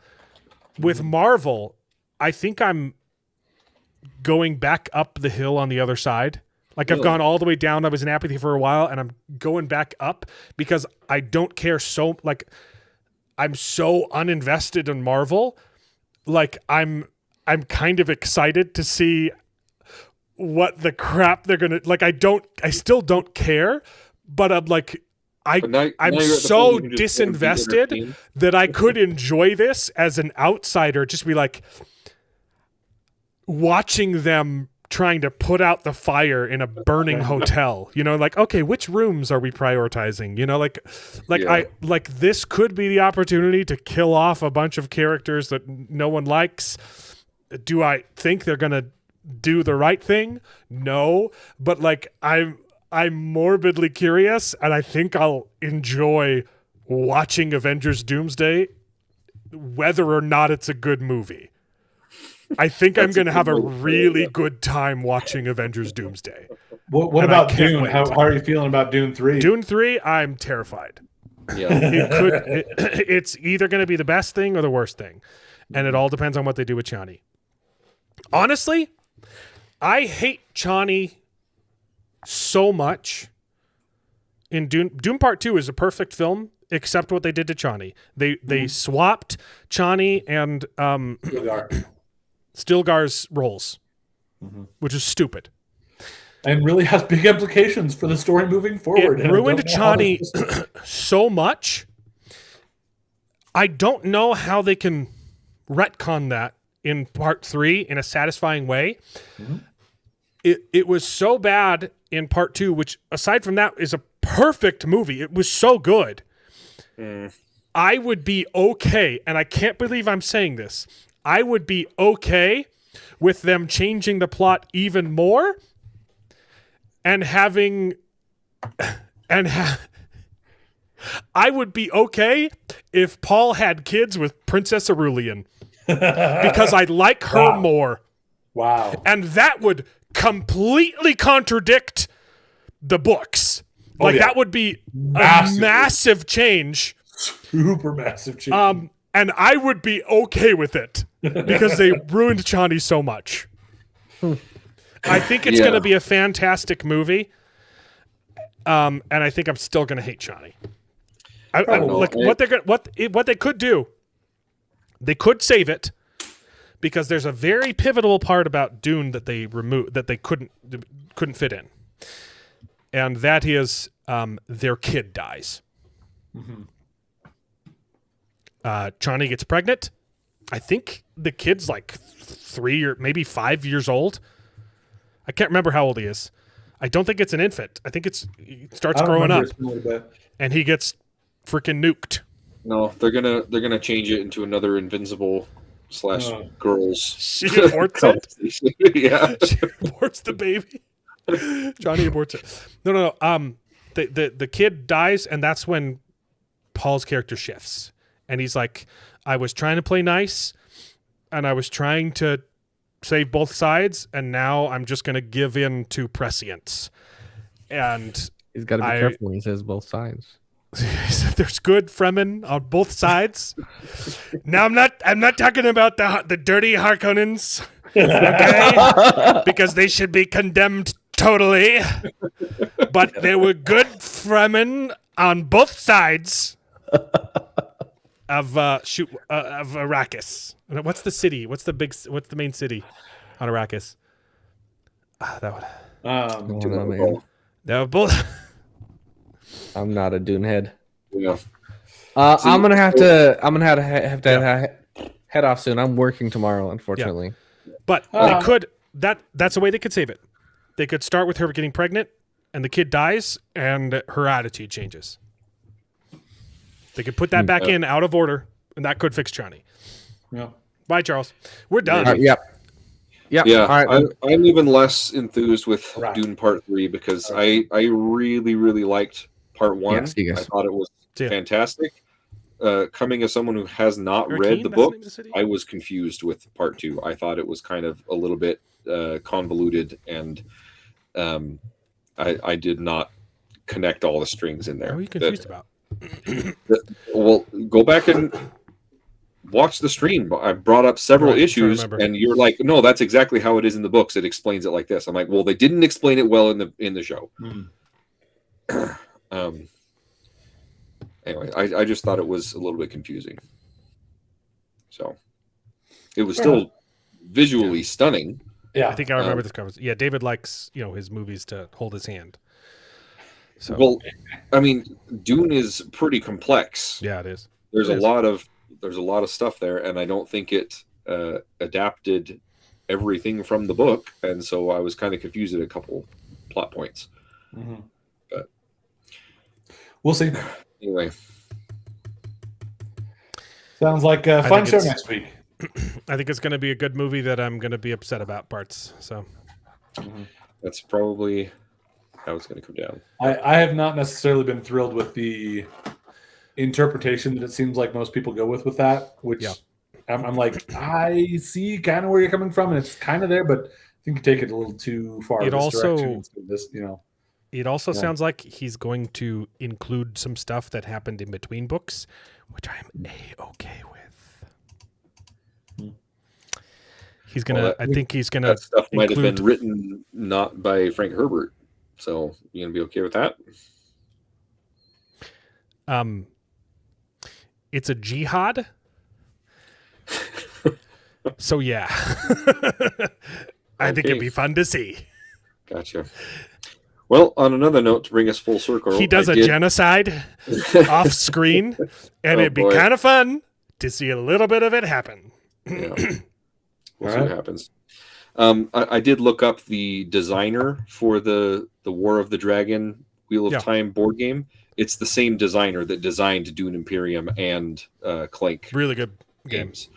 So the Clank deck building games are really good as well. So I'm trying to, man, I've only played it once a long time ago. Dune Imperium is kind of like worker placement, right? Like it's worker placement and deck building. Yeah, it wasn't just worker placement. It was it's worker placement and deck building. A little bit of kind of quasi area control esque.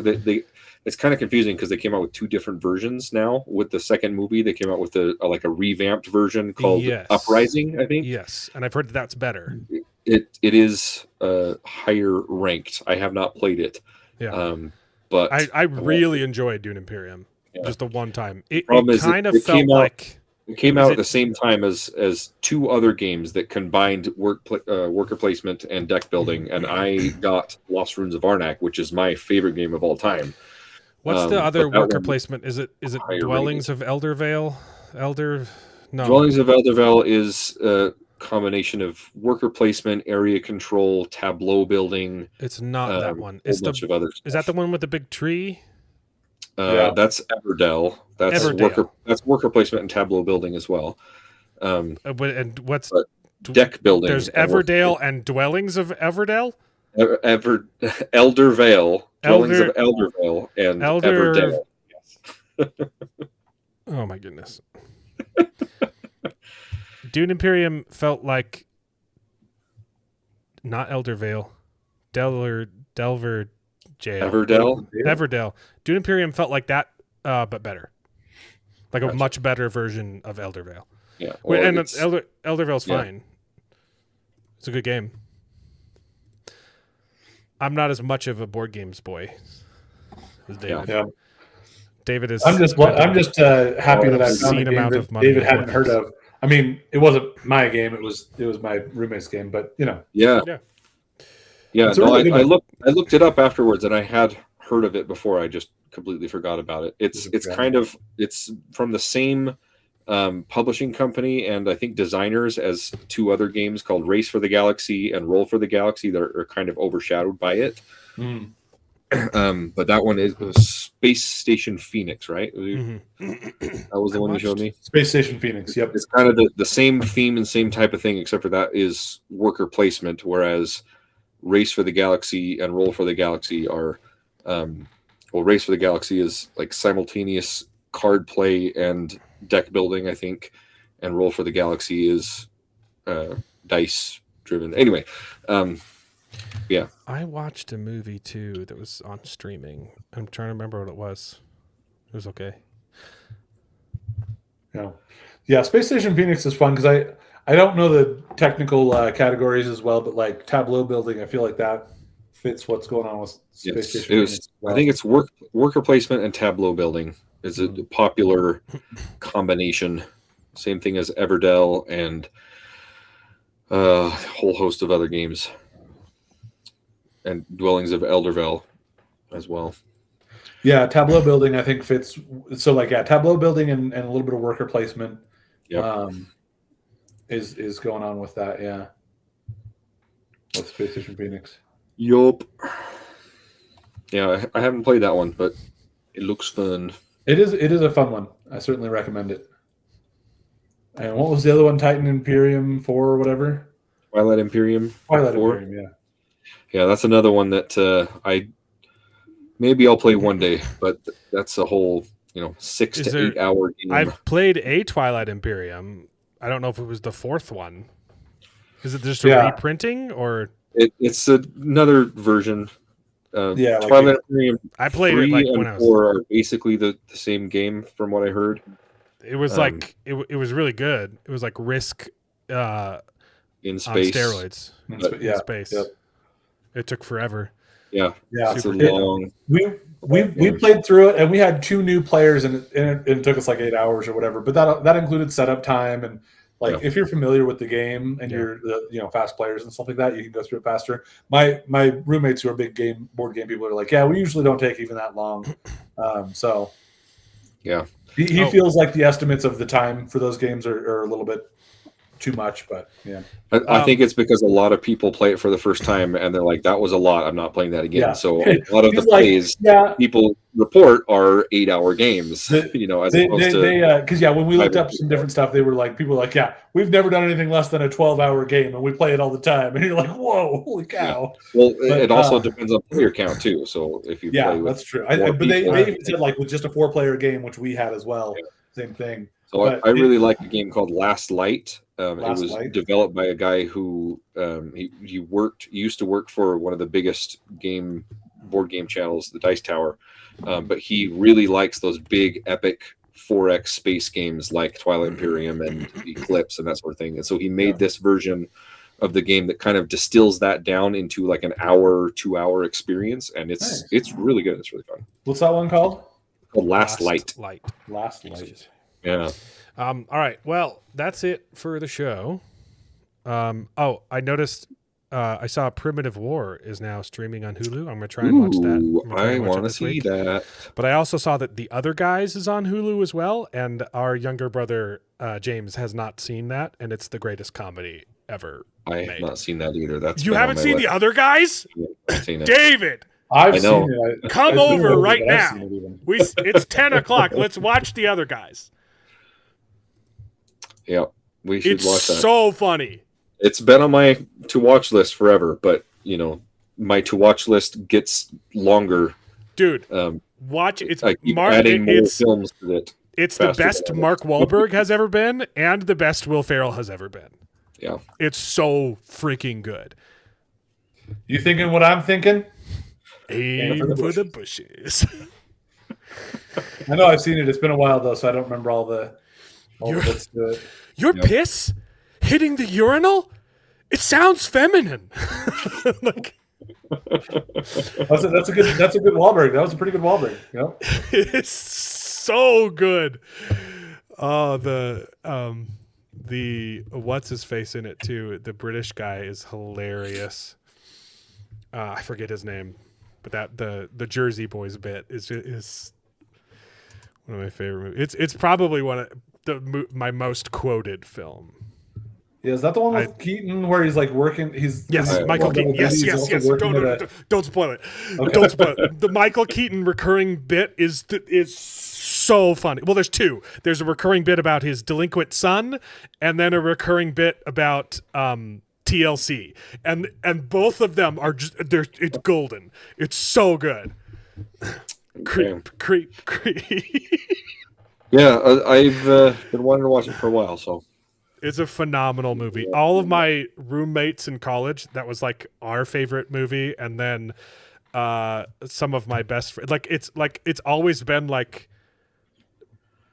some of my closest friends' like favorite movie, and we're just like, that's my favorite movie too. We're just like always quoting it to each other. The cucumber accents the water in such a way that I've never heard you say any of these quotes. Well, because you haven't seen the movie.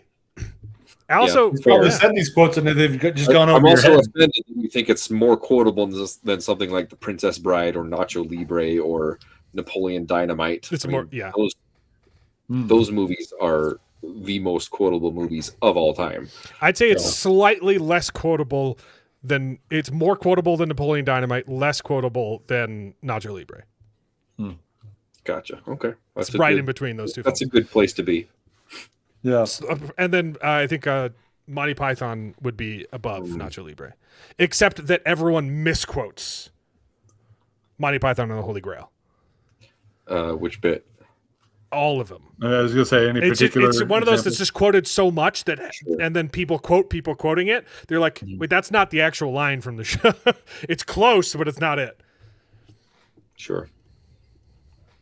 Some call me Tim. Yeah. Mm-hmm. Yep. It's also so funny that, like, if you don't get it right, like the joke still translates. It's timeless. It's like Luke, I am your father instead of I gotta go like, watch the other guys and maybe Print Before. So I'm exhausted. Okay. See you guys next week. Right, fellas. Where we'll tell you the truth about it. No one else will. You don't know who you can trust. But you can trust. I'm a trusted naked I'm a trusted name in that's CNN, isn't it? There's a trusted name in news. You can when you can't count. No, I need to can't count your commies. When you can't count on communist pigs, you can count on me. Good night. I don't know. Anyway, I'm gonna go see Animal Farm. Bye. Cool. Bye. Bye. And now it is time to say goodbye. We had a great conversation. It's been fun. But all good things must come to an end, and the goodest ending I can think of is Right now, this moment, this night. So I guess we just say goodbye. So, goodbye. Toodaloo. Au revoir. Auf Wiedersehen. Ciao. Ding dao day. But come back next week for more outrageous bloopers. This is the end. Well, there's only one thing left to do. I'm gonna go home and sleep with my wife.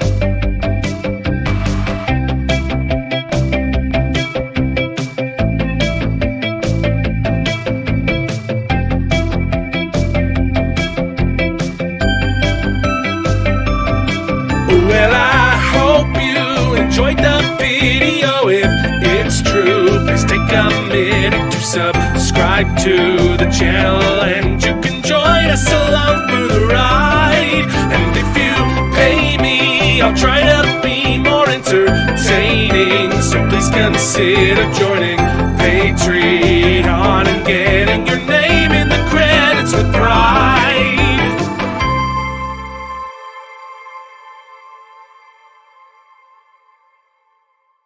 I'd buy that for $1.